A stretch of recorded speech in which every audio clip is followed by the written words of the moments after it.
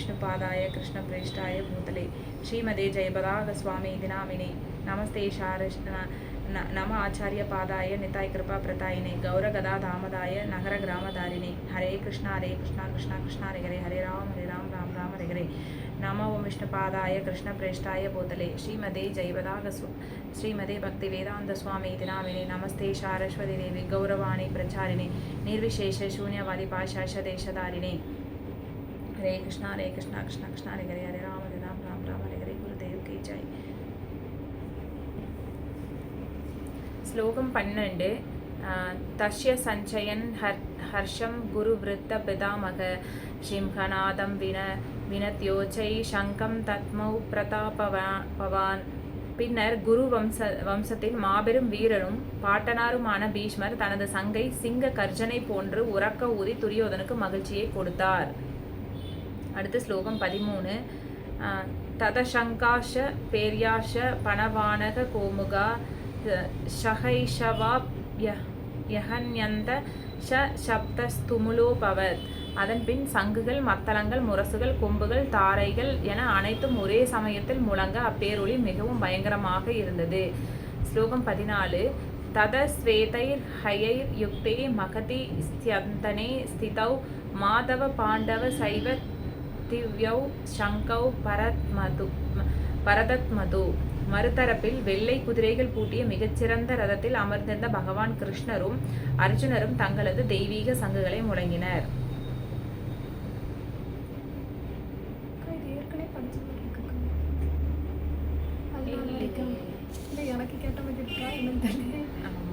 இல்ல பீஷ்மர்கிட்ட போய் துரியோதனன் பேசுற வரைக்கும் தான் நம்ம பார்த்துருந்தோம். ஏன்னா பீஷ்மரை நம்ம பார்த்துருந்தோம், ஸ்பெசிஃபிக்காக பார்த்துருந்தோம் போன டைமு. இப்போ பீஷ்மர்கிட்ட பேசிகிட்டு இருந்தா அப்படி துரியோதனன் பேசி இந்த மாதிரி பாரபட்சம் காட்டாமல் நீங்கள் போர் புரியுன்னு சொல்லிக்கிட்டு இருந்தா அப்படி. இப்போ பீஷ்மர் யார் அப்படிங்கிறத பார்த்துருந்தோம். இப்போ பீஷ்மர் துரியோதனன் மகிழ்விக்கிற விதமாக தன்னோட சங்கொலி இந்த பக்கம் அதாவது இந்த குருவம்சத்து படைகள் ரெடியாக இருக்குது அப்படிங்கிறத அவர் மூலமாக அவர் நான் அவரோட சங்கநாதத்தை ஒழிப்பி எதிர்த்தரப்பில் இருக்கிற பாண்டவ சேனைக்கு தெரியப்படுத்துறாரு. அதுக்கப்புறம் பார்த்தீங்கன்னா இந்த சைடு இருக்கிற பாண்டவ சேனைகளும் பார்த்தீங்கன்னா ஃபர்ஸ்ட் அர்ஜுனர் கிருஷ்ணரும் சேர்ந்த மாதிரி சங்குலி முழங்குறாங்க. பாஞ்சசன்யம்ங்கிற சங்க தான் முழங்குவாங்க. இப்போ என்னன்னா துரியோதனன் பீஷ்மர் சங்க ஒளி மூலமா தன்னோட போர்ப்படைகள் ரெடியா இருக்குது அப்படிங்கறத எதிர்த்தரப்புக்கு தெரியப்படுத்துறதுனால துரியோதனுக்கு ஒரு சந்தோஷம். என்னன்னா மகாரதரான பீஷ்மர் தன்னோட தாத்தா தன் பக்கம் இருக்கிறாரு, எப்படி வெற்றி நிச்சயமா கிடைக்கும் அப்படின்னு சொல்லிட்டு அசாதாரணமா நம்பிட்டு இருக்கிறார். அப்படி அது அவரு முழங்கினதுக்கு அப்புறம், அதாவது அவரோட சங்கொலி முழங்கினதுக்கு அப்புறம் அவங்க படைகள்ல இருக்கிற மீறி இருக்கிற சங்கல், மத்தளங்கள் எல்லாம் இருக்குங்க இல்லைங்களா, அந்த தாரைகள் சொல்லுவாங்க, மற்றது எல்லா அந்த மிருதங்கம் இதெல்லாமே அதுக்கப்புறம் தான் வாசிக்கிறாங்க போர்க்களத்துல. அப்போ இந்த பக்கம் இருக்கிற அதாவது கௌரவர்களோட படைகள் அவங்களோட நாங்களும் தயாரா இருக்கிறோம்னு சொல்லிட்டு அவங்களோட எல்லா அந்த ஒலி எழுப்புற விதமான எல்லா பொருள்களையும் வச்சு ஒலி எழுப்பி அவங்களுக்கு தெரியப்படுத்துறாங்க பாண்டவர்களுக்கு. அதே போல அந்த சைடு பாண்டவர்கள் கிருஷ்ணரும் அர்ஜுனரும் முதல் ஒலி எழுப்புவாங்க. அது பாஞ்சசன்யங்கிற சங்க தான் ஒலி எழுப்புவாங்க. இப்போ கிருஷ்ணர் கூட அர்ஜுனர் இருக்கிறதுனால அர்ஜுனருக்கு இதுக்கப்புறம் தான் சொல்லுவார், எனக்கு இந்த போர் புரியறதுல விருப்பம் இல்லை அப்படிங்கிறது அர்ஜுனர் இனி வர ஸ்லோகத்துல தெரியப்படுத்துவார் கிருஷ்ணருக்கு. அப்போ இப்போ ஸ்டார்ட் பண்றாங்க, இப்போதான் ஸ்டார்ட் பண்றாங்க. இப்போ இந்த போர் நடக்கிறதுக்கு முன்னாடி ரெண்டு சேனைகளுக்கும் நடுவில் கொண்டே ரதத்தை நிறுத்துங்க அப்படின்னு சொல்லிட்டு பகவான் கிட்ட கேட்பா அப்படி அர்ஜுனர். அதுக்கப்புறம் வர ஸ்லோகத்துல எல்லாம் அது வரும். அப்போ கிருஷ்ணர் இருக்கிறதுனால கிருஷ்ணர் வெற்றி திருமகள், அதாவது அதிர்ஷ்ட லக்ஷ்மியோட நாயகன் அப்படிங்கிறதுனால வெற்றி நிச்சயம் அப்படிங்கிறது பாண்டவர்களுக்கு வெற்றி நிச்சயம் அப்படிங்கிறது இந்த ஸ்லோகத்துல நம்ம தெரிஞ்சுக்கலாம். அப்படின்னா கிருஷ்ணர் இருக்காரு அந்த இடத்துல. கிருஷ்ணர் இருக்கிற இடத்துல யார் இருப்பா? மகாலட்சுமி தாயார் இருப்பா. மகாலட்சுமி யாரு? அதிர்ஷ்டலட்சுமி, அது அதிர்ஷ்ட தேவதை, அந்த மாதிரி அவங்க. இப்போ எங்க நாயகன் இருக்காரோ நாயகி அங்கதான் இருப்பாங்க. அப்போ அதிர்ஷ்டம் எங்க இருக்கு? இப்போ பாண்டவர்கள் பக்கம் தான் இருக்கு. அப்போ வெற்றி அவங்களுக்கு நிச்சயம் அப்படிங்கிறது நம்ம கிருஷ்ணர் இருக்கிறதுனாலே தெரிஞ்சுக்கலாம். ஆனா துரியோதனன் அவங்களோட தந்தை திருதராஷ்டிரன் பிறவி குருடன் இருந்தாலும் கிருஷ்ணர் முழுசா பகவான் முழுசா அந்த புரிஞ்சுக்கல, அவர் தான் பகவான் தெரிஞ்சுக்கல, அவர் இருக்கிற பக்கம் வெற்றி நிச்சயம் அப்படிங்கிறது வந்து அவர் முழுசா புரிஞ்சுக்காதனால அவர் பிறவியில மட்டும் இல்லை மனசுலயும் வந்து அவர் குருடரா இருக்காரு அப்படிங்கிறது வந்து இந்த ஸ்லோகத்தில் நம்மளுக்கு தெரியப்படுத்துறாங்க. இப்போ வந்து இந்த ஸ்லோகத்தில் இருந்து வந்து நம்ம இன்னும் வந்து இப்போ வந்து பகவான் வந்து இந்த மாதிரி வந்து துவாபர யுகத்தில் வந்து கிருஷ்ணரா அவதாரம் பண்ணுறாரு, திரேதா யுகத்தில் வந்து ராமரா அவதாரம் பண்ணுறாரு. இப்போ பார்த்தீங்கன்னா சத்தியுகத்தில் பார்த்தீங்கன்னா மற்ற தேவர்கள் அந்த மாதிரி மகா முனிவர்கள் வந்து கிரியேஷன் நடக்குது. அது ஸ்டார்டிங், அதாவது சத்தியுகத்துலலாம் பார்த்தீங்கன்னா கிரியேஷன் தான் நடக்குது. அதுக்கப்புறம் வந்து யுக அவதாரம் வரும். இப்போ வந்து பார்த்தீங்கன்னா இந்த மாதிரி வர்றப்ப நம்ம கலியுக அவதாரம் இருக்கு. இப்போ கலியுக அவதாரம் எடுத்திருக்காரு பகவான். எப்படின்னு பார்த்தீங்கன்னா டைரக்டா எடுக்காம, இப்போ வந்து ராமர்னா நம்ம வந்து பகவான் அப்படிங்கிறத வந்து உறுதிப்படுத்திடலாம். கிருஷ்ணர்னா அவள் தான் சாட்சாத் பகவான், முழுமுதற் கடவுள் அப்படிங்கிறத வந்து உறுதிப்படுத்திடலாம். ஆனால் இங்கே வந்து எப்படின்னா பக்தன் உருவத்தில் வராரு. கலியுகத்தில் வந்து பக்தனாக வராரு.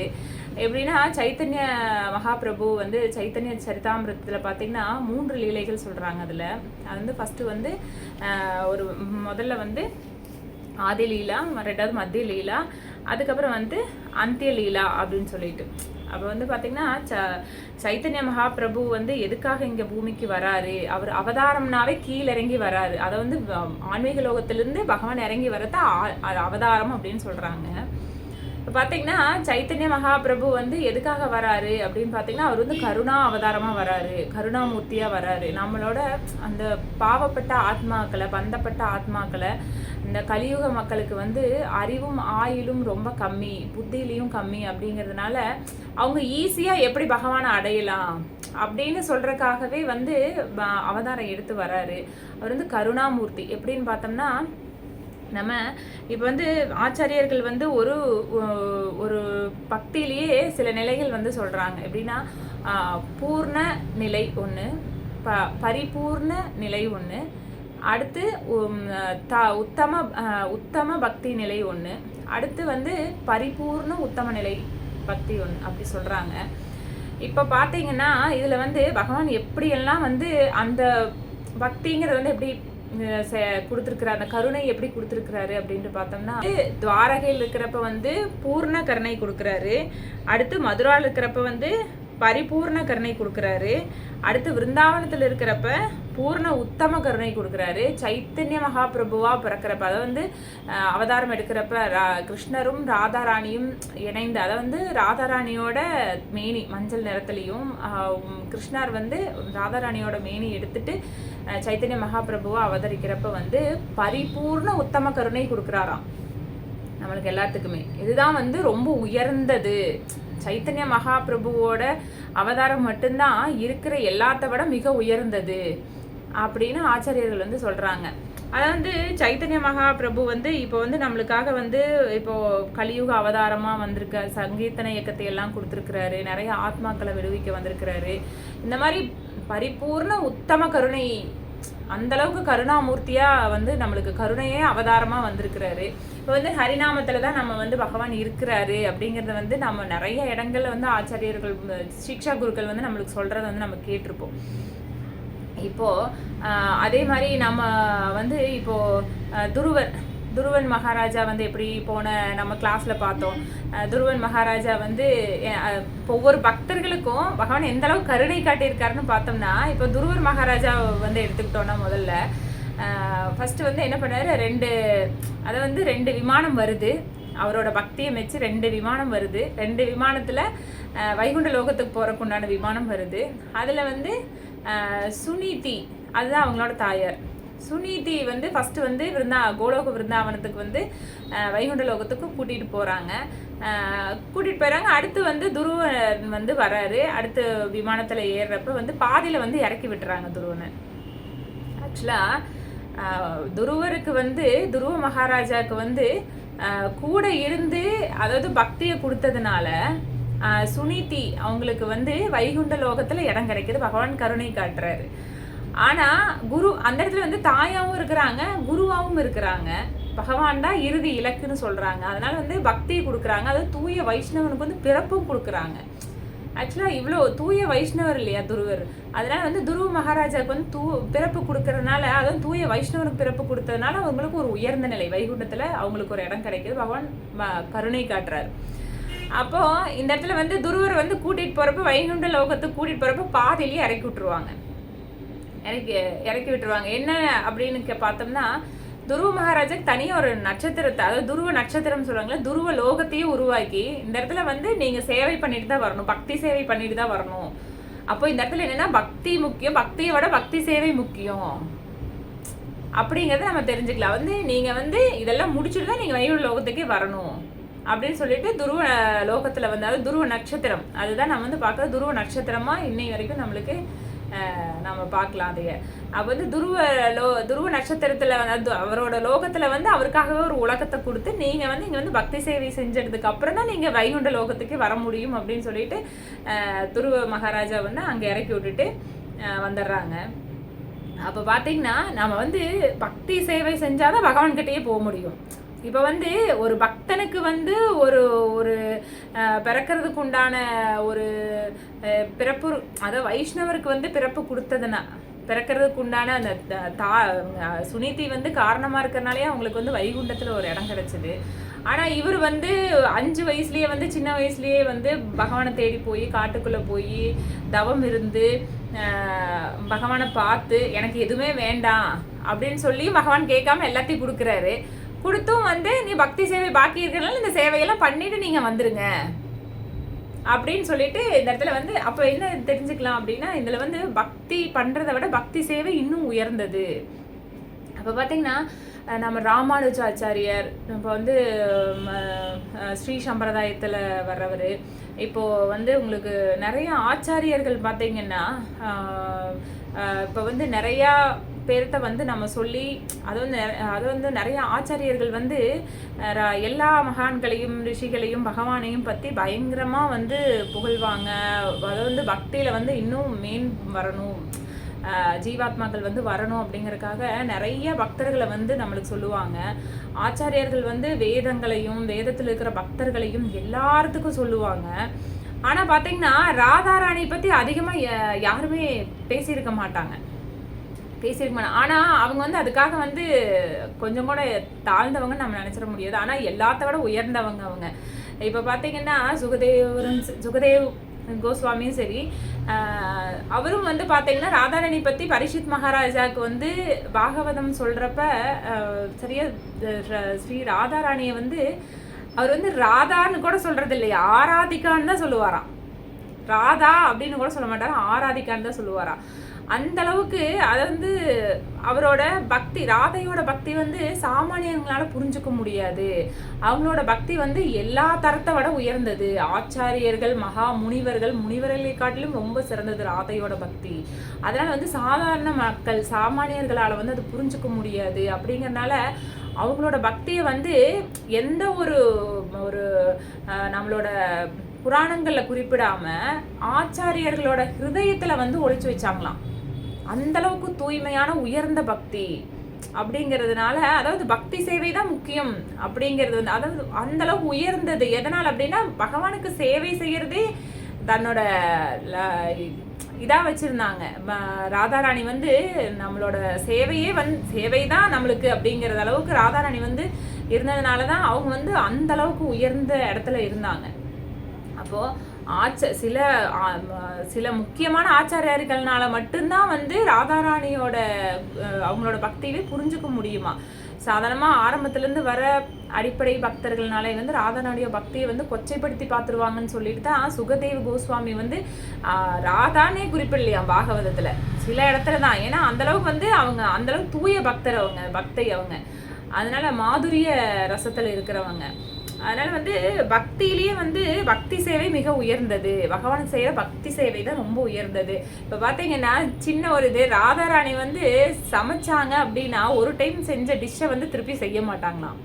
ஆனால் நம்ம என்ன பண்ணுவோம், வாரத்துக்கு சாம்பார் வச்சோம்னா திங்கக்கிழமை வச்சுன்னா சாம்பாரையே வைப்போம் இப்போ. ஆனால் ஒரு டைம் சமைச்சது கிருஷ்ணாக்காக ஒரு டைம் வந்து ஒரு டிஷ்ஷை செஞ்சுட்டாங்கன்னா அடுத்த டைம் அந்த டிஷ்ஷை செய்யவே மாட்டாங்களாம். அந்த அளவுக்கு பகவானுக்காக பார்த்து பார்த்து அவங்க சேவை பண்ணுவாங்களா. அதாவது பக்தி சேவை தான் மிக உயர்ந்தது அப்படிங்கிறது வந்து ஆச்சாரியர்கள் வந்து சொல்லுவாங்க. அதுக்கப்புறம் நம்ம வந்து அதே மாதிரி நம்ம சைத்தன்ய மகாபிரபு வந்து அவதரிக்கிறாரு. அப்போ வந்து அவரோட ஆதிலீலையில் பார்த்தோம்னா அவரோட குழந்தை பருவம், அதுக்கப்புறம் வந்து ஸ்கூலுக்கு போகாமல் விளையாண்டுருக்கிறது, இந்த கல்யாணம் ஆகிறது, 2 திருமணங்கள் நடக்கிறது, இதெல்லாம் வந்து அதில் பார்க்கலாம். இப்போ வந்து மத்திய லீலையில் பார்த்துட்டோம்னா அவர் வந்து சேத்திரத்தில் பூரி சேத்திரத்தில் இருக்கிறது, அதுக்கப்புறம் வந்து அவர் வந்து சந்நியாசம் எடுத்துக்கிறது, இதெல்லாமே வந்து மத்திய லீலையில் வரும்.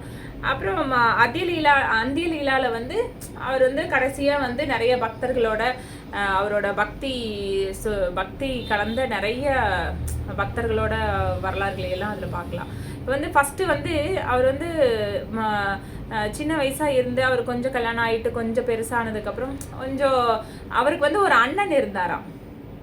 அவருக்கு வந்து சைத்தன்ய மகாபிரபுக்கு வந்து ஒரு அண்ணன் இருந்தாராம். அத்வைத்த ஆச்சாரியார் இருக்கிறாரு. அத்வைத்த ஆச்சாரியார் யாருன்னா விஷ்ணுவும் சங்கர்ஷ்ணரும் சேர்ந்த அவதாரம் தான்.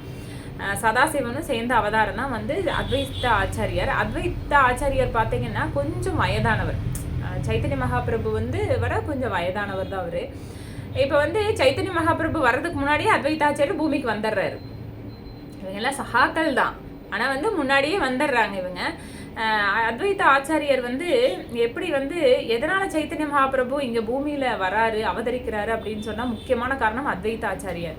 அத்வைத்த ஆச்சாரியர் வந்து நம்ம சால கிராமத்தில் கங்கா நீரை ஊற்றி தான் பகவானை வந்து வேண்டுறாரா, நீங்கள் வந்து இங்கே வரணும், நீங்கள் வந்து அவதாரம் எடுக்கணும், கலியுகத்தில் வந்து நிறையா மக்கள் வந்து விடுதலையாகிறதுக்காக நீங்கள் வந்து இங்கே அவதரிக்கணும் அப்படின்னு சொல்லிட்டு வேண்டுறதுனால, அவர் தூய பக்தர் இல்லையா, அதனால வந்து அவரோட பக்தரோட கோரிக்கைக்காகவும் 2வது 3 விஷயங்களுக்காக சைத்தன்ய மகாபிரபு இங்கே வர்றார். 1 அத்வைத்தரோட கோரிக்கை, 2வது வைஷ்ணவ தொண்டு, அத்வைத்தரோட கோரிக்கையும் வைஷ்ணவ தொண்டும் செய்யணும், வைஷ்ணவர்களுக்கு சேவை செய்யணும், பக்தி சேவை ரொம்ப முக்கியம். பக்தி பண்ணுறதோட, அதாவது ஒரு பிராமணராக இருக்கிறவங்க அவங்க வேலையை மட்டும்தான் பார்ப்பாங்க, ஆனால் அடுத்தவங்கள இன்னும் பிராமணர் ஆக்கணுங்கிற வேலையில் அவங்க ஈடுபட மாட்டாங்க. அப்போது இவங்க இங்கே வந்து என்னென்னா பக்தர் வேண்டது எதுக்காகன்னா நம்ம மட்டும் பக்தி பண்ண பார்த்தாது, இன்னொருத்தரையும் நம்ம பக்தி பண்ண வைக்கணும், அதான் வைஷ்ணவர்களுக்கு சேவை செஞ்சாவே நம்ம பக்திக்கு வந்துடுவோம் அப்படிங்கிறதுக்காகவும். 2வது வந்து ஹரிநாமத்தை வந்து கலியுக மக்களுக்கு வந்து சொல்லணும். ஹரிநாமம் வந்து கலியுக தர்மமே அதுதான். அப்போ வந்து ஹரிநாமத்தை சொல்றதுனாலேயே நம்ம வந்து யாகம் பண்ணி நிறைய பேர் வந்து புண்ணியம் கிடைக்கும் அப்படின்னு சொல்லிட்டு நம்ம வந்து பகவான் அடைஞ்சிடலாம் அப்படின்னு நினைப்பாங்க. யாகம் பண்றது மூலமா தானம் பண்ணுவாங்க. நிறைய பேர்த்துக்கு தானம் பண்றது மூலமா பகவான் அடைஞ்சோம், நிறைய புண்ணிய கர்மாக்கள் செஞ்சா நம்ம பகவான் அடைஞ்சிடலாம்னு நினைக்கிறவங்க. அடுத்து வந்து யாகம் பண்றவங்க, தானம் பண்றவங்க, அடுத்து வந்து யக்கியம் பண்றவங்க, இந்த மாதிரி இருக்கிறவங்க பண்றதை விட உயர்ந்தது வந்து ஹரிநாம தர்மம். அது வந்து கலியுகத்தோட தர்மம் வந்து ஹரிநாம சங்கீர்த்தனம் போதும், ஹரிநாமம் சொல்றதுனாலேயே நம்ம பகவானை வந்து ஈஸியாக அடைஞ்சிக்கலாம் அப்படிங்கிறத வந்து அதை சொல்றதுக்காகவும். அடுத்தது வந்து ராதாராணி வந்து கோபியர்கள் எல்லாம் அனுபவிக்கிற அந்த பிரேம பக்தியை வந்து எப்படி இருக்கும் நானும் அனுபவிச்சு பார்க்கணும்னு கிருஷ்ணருக்கு வந்து ஒரு ஆசை. ஏன்னா ராதாராணி வந்து சேவை பண்ணுறப்ப, கிருஷ்ணாவுக்கு சேவை பண்ணுறப்ப ஒரு மாதிரி ஆனந்தமாக, எந்த ஒரு சலசலப்புமே இல்லாமல் ஆனந்தமாக இருந்து சேவை பண்ணுறப்ப கிருஷ்ணா அதை பார்த்துட்டு நீங்கள் எப்படி இவ்வளோ ஒரு புத்துணர்ச்சியாக இவ்வளோ ஆனந்தமாக இருக்குது, அது வந்து பக்தர்களுக்கு மட்டும்தான் தெரியும் அப்படின்னு கிருஷ்ணர்கிட்ட ராதாராணி சொல்கிறப்ப, இப்போ நான் பக்தராக இருந்து பார்க்குறேன் அப்படின்னு சொல்லி அது ஒரு ஆசை. இந்த 3 விதமான காரணங்களுக்காக வந்து என்ன பண்றாரு பகவான் வந்து அவதாரம் பண்றாரு சைத்தன்ய மகாபிரபு. சைத்தன்ய மகாபிரபு இந்த இடத்துல ஆக்சுவலா ஜெகநாத் மிஸ்ராவுக்கும் சச்சி மாதாவுக்கும் இந்த இடத்துல வந்து நவதீபில் வந்து பிறப்பாங்க அப்படிங்கிறது வந்து நம்ம சாஸ்திரங்கள்ல இருக்கு. இந்த வருஷம் இந்த நேரத்துல இன்னாருக்கு பிறப்பாங்க அப்படிங்கிறது வந்து சாஸ்திரத்துல இருக்கு. அதே மாதிரி நீ கலியுகத்துல வந்து பகவான் எந்த இடத்துல பிறப்பாரு, எங்க பிறப்பாரு அப்படிங்கிறதும் சாஸ்திரத்துல இருக்கு.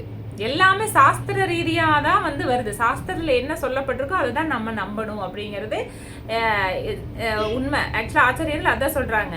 வெளியில இருக்கிறவங்க அதை வந்து நிறைய பேர் நிறைய விதமா சொல்லுவாங்க, ஆனா அதெல்லாம் வந்து நம்ம உண்மை கிடையாது. சாஸ்திரங்கள் என்ன குறிப்பிட்டிருக்கோ அதை மட்டும் தான் நம்ம நம்பணும். சாஸ்திரத்துல என்ன வருதோ அது மட்டும்தான் உண்மை. ஏன்னா சாஸ்திரமும் பகவானும் வேற இல்லை. சாஸ்திரமும் தர்மமும் வேற இல்லை, தர்மமும் சனாதனமும் வேற இல்லை, எல்லாமே ஒண்ணுதான். பகவான், சனாதனம், தர்மம் எல்லாமே ஒண்ணுதான். அப்ப வந்து சாஸ்திரத்துப்படி சைத்தன்ய மகாபிரபு வந்து இப்படி இந்த மாதிரி அவதாரம் பண்ணுவார்னு இருக்கு.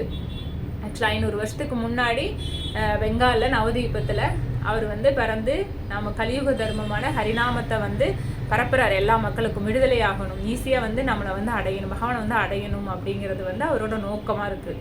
இப்போ வந்து ஆக்சுவலாக அவரோட தந்தை ஜெகநாத் மிஸ்ரா வந்து காலமாயிடுறாரு. அவருக்காக வந்து பிண்ட தர்ப்பணம் கொடுக்கணும் இல்லையா? இப்போ வந்து பிண்ட தர்ப்பணம் ரொம்ப முக்கியம் ஒவ்வொருத்தருக்கும். இப்போ நிறைய பேர் ஒவ்வொரு வீட்லேயும் இருப்பாங்க, பசங்க இருப்பாங்க, பேரப்பிள்ளைகள் இருப்பாங்க. ஒரு வயதானவர் வந்து இறந்துட்டார் அப்படின்னா அந்த டைம் அந்த வருஷம் மட்டும் பிண்ட தர்ப்பணம் கொடுத்துட்டு அடுத்த வருஷம் வர்றப்ப பிண்ட தர்ப்பணம் கொடுக்க மாட்டாங்க. ஆக்சுவலாக அது வருஷம் பண்ணணும், சிரார்த்தம் வந்து கண்டிப்பாக கொடுக்கணும் அப்படிங்கிறாங்க. ஏன் கொடுக்கணும் அப்படின்னா, இப்போ வந்து ஒரு தாத்தா வந்து சொத்தை வந்து நிறைய சம்பாரிச்சு வச்சுட்டு போயிருக்காங்க. இப்போ வந்து அம்மா வந்து நிறைய சொத்தை சம்பாரிச்சு வச்சுட்டு போயிருக்காங்க. அவங்களோட சொத்தை மட்டுமே நம்ம வந்து அனுபவிக்க முடியுமா? அனுபவிக்கலாமா? அதை மட்டும் அனுபவிச்சா போதுமா? அவங்களுக்கு வந்து எள்ளும் தண்ணியும் நம்ம கொடுக்கணும் இல்லையா? அந்த ஆத்மாவுக்கு நம்ம கொடுக்கணும். உடம்ப தான் விட்டுருக்காங்க, ஆத்மா அழியாது இல்லையா? அதனால வந்து அந்த ஆத்மாவுக்கு வந்து நம்ம எள்ளும் தண்ணியும் கொடுக்கணும். வருஷம் வந்து பிண்ட தர்ப்பணம் அவசியம். ஆக்சுவலாக வந்து ஏன் வந்து இவங்கெல்லாம் பெரிய பெரிய பகவானே சைத்தன்ய மகாபிரபு ரூபத்துல வந்து அவரோட தந்தைக்காக பிண்ட தர்ப்பணம் கொடுக்குறாரு அப்படின்னா அவர் கொடுக்கணுங்கிற அவசியமே கிடையாது. ஆக்சுவலாக எதுக்காக கொடுக்குறாருன்னா நம்ம எல்லாம் அவர் பாதையை கடைபிடிக்கணும் அப்படிங்கறதுக்காக தான் அதை பண்றாங்க. அதை வந்து ஒரு ஊர்ல ஒரு பெரிய தலைவர் எதை கடைபிடிக்கிறாங்களோ மக்கள் அதை கடைபிடிப்பாங்க. அப்ப வந்து ஆச்சாரியர்கள் எதை கடைபிடிக்கிறாங்களோ ஆச்சாரியர்களை பின்பற்றவங்க அதை கடைபிடிப்பாங்க. அதனாலதான் வந்து பெரிய பெரிய ஆச்சாரியர்கள் வந்து தர்மத்தை விடாம கடைபிடிச்சிட்டு இருக்கிறது எதுக்காகன்னா நம்மளுக்காக தான். நம்ம எல்லாம் வந்து அதை பின்பற்றி நம்மளும் வந்து முக்தி அடையணும், நம்மளும் சந்தோஷமா இருக்கணும் அப்படிங்கறதுக்காக தான். இப்போ ஒவ்வொரு வருஷம் நாம் எதுக்காக கொடுக்குறோம்னா நம்மளுக்கு வந்து இங்கே ஒரு வருஷம், ஆனா வந்து தேவர்களுக்கு ஒரு நாள். அது ஏற்கனவே ஒரு கிளாஸ்ல பார்த்தோம். ஒரு நாள் அப்ப அவங்களுக்கு ஒவ்வொரு நாளும் வந்து நம்ம வந்து சாப்பாடு கொடுக்கணும். ஆத்மாக்கு எது சாப்பாடு அப்படின்னா எள்ளும் தண்ணியும் தான் சாப்பாடு. பகவானுக்கு வைக்கிற பிரசாதம் வந்து அது போய் ஆத்மாக்கு சேரும். ஆனா வந்து பக்தியில் இல்லாதவங்க வந்து என்னன்னா எள்ளும் தண்ணியும் கண்டிப்பா கொடுக்கணும். பக்தியில் இருக்கிறவங்க இதெல்லாம் செய்யணுங்கிற அவசியம் இல்லை, விருப்பப்பட்டா செய்யலாம். 16 மாலை ஜபம் பண்ணி பகவானுக்கு வந்து பூஜை மடம் அமைச்சு 4 விதமான ரெஸ்ட்ரிக்ஷன்ஸ் ஃபாலோ பண்ணி பக்தி சேவையில இருக்கிறவங்க வந்து இந்த விதமான 5 விதமான கடமைகளுக்கு உட்பட்டவர்கள் இல்லை. எந்த விதமான 5 விதமான கடமைகளுக்குன்னா மனித குலங்களுக்கு, தேவர்களுக்கு, ரிஷிகளுக்கு, நம்மளோட உறவினர்களுக்கு, அடுத்து மற்ற ஜீவாத்மாக்களுக்கு, அதாவது மற்ற ஜீவராசிகளுக்கு வந்து இந்த 5 விதமானவங்களுக்கு வந்து கடன்பட்டவர்கள் இல்லை அப்படிங்கிறத சாஸ்திரம் சொல்லுது. ஆக அப்ப சைத்தன்ய மகாபிரபு என்ன பண்றாரு, தன்னோட தந்தைக்கு வந்து ஜெகநாத் மிஸ்ராக்கு வந்து பிண்ட தர்ப்பணம் கொடுக்கறதுக்காக எங்க போறாரு, கயாவுக்கு போறாரு. கயா வந்து ஆக்சுவலா கயாங்கிறது ஒரு அரக்கன் வந்து என்ன பண்றாரு, பகவான்கிட்ட வேண்டாரு. ஒரு வதம் நடக்கிறப்ப என்னோட இந்த இடத்துல வந்து நிறைய பேர் பிண்ட தர்ப்பணம் கொடுத்து அவங்களோட பாவத்தை வந்து குறைச்சிக்கணும் அப்படின்னு வேண்டதுனால அந்த இடத்துல வந்து நம்ம நிறைய பிண்ட தர்ப்பணம் வந்து முன்னோர்களுக்காக நம்ம கொடுக்குறோம். அது வந்து அந்த அரக்கன் கேட்டுக்கிட்டதுனால அந்த இடத்துல நடக்குதாமா. அதை வந்து ஆச்சாரியர்கள் வந்து குறிப்பிடுறாங்க. அந்த இடத்துல வந்து இப்போ வந்து ஜெகநாத் மிஸ்ராக்காக சைத்தன்ய மகாபிரபு அங்கே போயிட்டு இருக்கிறப்ப அங்கே இருக்கிறப்ப வந்து ஈஸ்வரபூரி அப்படிங்கிற ஒரு மகாபக்தர் அவர் வந்து ஹரிநாமத்தை வந்து சொல்லிட்டு இருக்கார். அதை வந்து பகவானோட நாமத்தை சொல்லிட்டு இருக்கிறார். பகவானோட நாமத்தை வந்து சொல்லிட்டு இருக்கிறதுனால அந்த நாமத்தை கேட்டுட்டே இருந்த சைத்தன்ய மகாபிரபு வந்து ஹிருதயத்துல வந்து ஒரு பெரிய மாற்றம். அந்த நாமம் பகவானோட நாமம் வந்து அப்படியே ஹிருதயத்துக்குள்ளேயே போய் குடி கொண்டுச்சு. அதனால அவர் மெய்மறந்து அவரையே ஈஸ்வரபூரியே பின்தொடர்ந்து போய் நீங்க வந்து என்னை ஏத்துக்கிட்டு எனக்கு நீங்க குருவா இருக்கணும் அப்படின்னு கேட்டுக்கிறாரு. அப்புறம் மந்திர தீட்சை அப்ப சரின்னு சொல்லிட்டு ஈஸ்வரபூரியும் அதை ஏத்துக்கிட்டு மந்திர தீட்சையும் கொடுக்குறாரு. அப்ப சைத்தன்ய மகாபிரபு வந்து ஈஸ்வரபூரிய தன்னோட குருவா ஏத்துக்கிறார். சைத்தன்ய மகாபிரபு யாரு, சாட்சாத் கிருஷ்ணரும் ராதையும் சேர்ந்தவர். அவங்க வந்து ஒரு ஆன்மீக குருவை தேர்ந்தெடுக்கணும் அப்படிங்கிற அவசியமே கிடையாது. ஆக்சுவலா அவரை மிஞ்ச யாருமே கிடையாது, அவருக்கு மேல யாருமே கிடையாது, பகவானுக்கு மேல யாருமே கிடையாது, அவருக்கு ஈக்குவலாம யாரும் கிடையாது. ஆஹா, அவங்க ஏன் வந்து ஆன்மீக குருவை வந்து தேர்ந்தெடுக்கிறாங்க? அப்போ தேர்ந்தெடுக்க வேண்டிய அவசியம் என்ன? அப்படின்னு பார்த்தோன்னா ஒருத்தன் வந்து அவங்க ஏன் தேர்ந்தெடுக்கிறாங்கன்னா அதுவும் நம்மளுக்காக தான். ஒருத்தன் வந்து வாழ்க்கையில் வந்து ஒரு ஆன்மீக குரு அவசியம் அப்படிங்கிறது வந்து காட்டுறதுக்காக தான் வந்து அவங்க வந்து அது வந்து உயர்ந்தவர்கள் வந்து ஆச்சாரியர்கள் வந்து வந்து அவங்களோட தர்ம பாதையில் வந்து இந்த மாதிரி எல்லாம் இருக்கணும், இருந்தாதான் நீங்கள் வந்து பக்தி பாதையிலேருந்து விலகாமல் இருக்க முடியும். அது வந்து தத்வித்தி பிரணிபாத்தேன பரிப்பிரஷ்னேன சேவையா உபதேசந்தி தேக்ஞானம் ஞானியஸ் தத்துவ தர்ஷினா. அதாவது வந்து தன்னை உணர்ந்த ஆத்மாக்கள், அதாவது வந்து நம்ம வந்து உடம்பு இல்லை ஆத்மா, நம்ம வந்து இந்த உடம்பு வந்து நிலையானது கிடையாது, இந்த உடம்பு வந்து அழியக்கூடிய, ஆத்மா அழியாதது, ஆத்மா எங்கே இருக்குதோ எங்கே இருந்ததோ அந்த இடத்துக்கு போகணும் அப்படின்னு தன்னை உணர்ந்த ஆத்மா கிட்ட போய் பணிவா அவங்ககிட்ட சேவை பண்ணி தன்னோட கேள்விகளை வந்து கேட்கணுமா.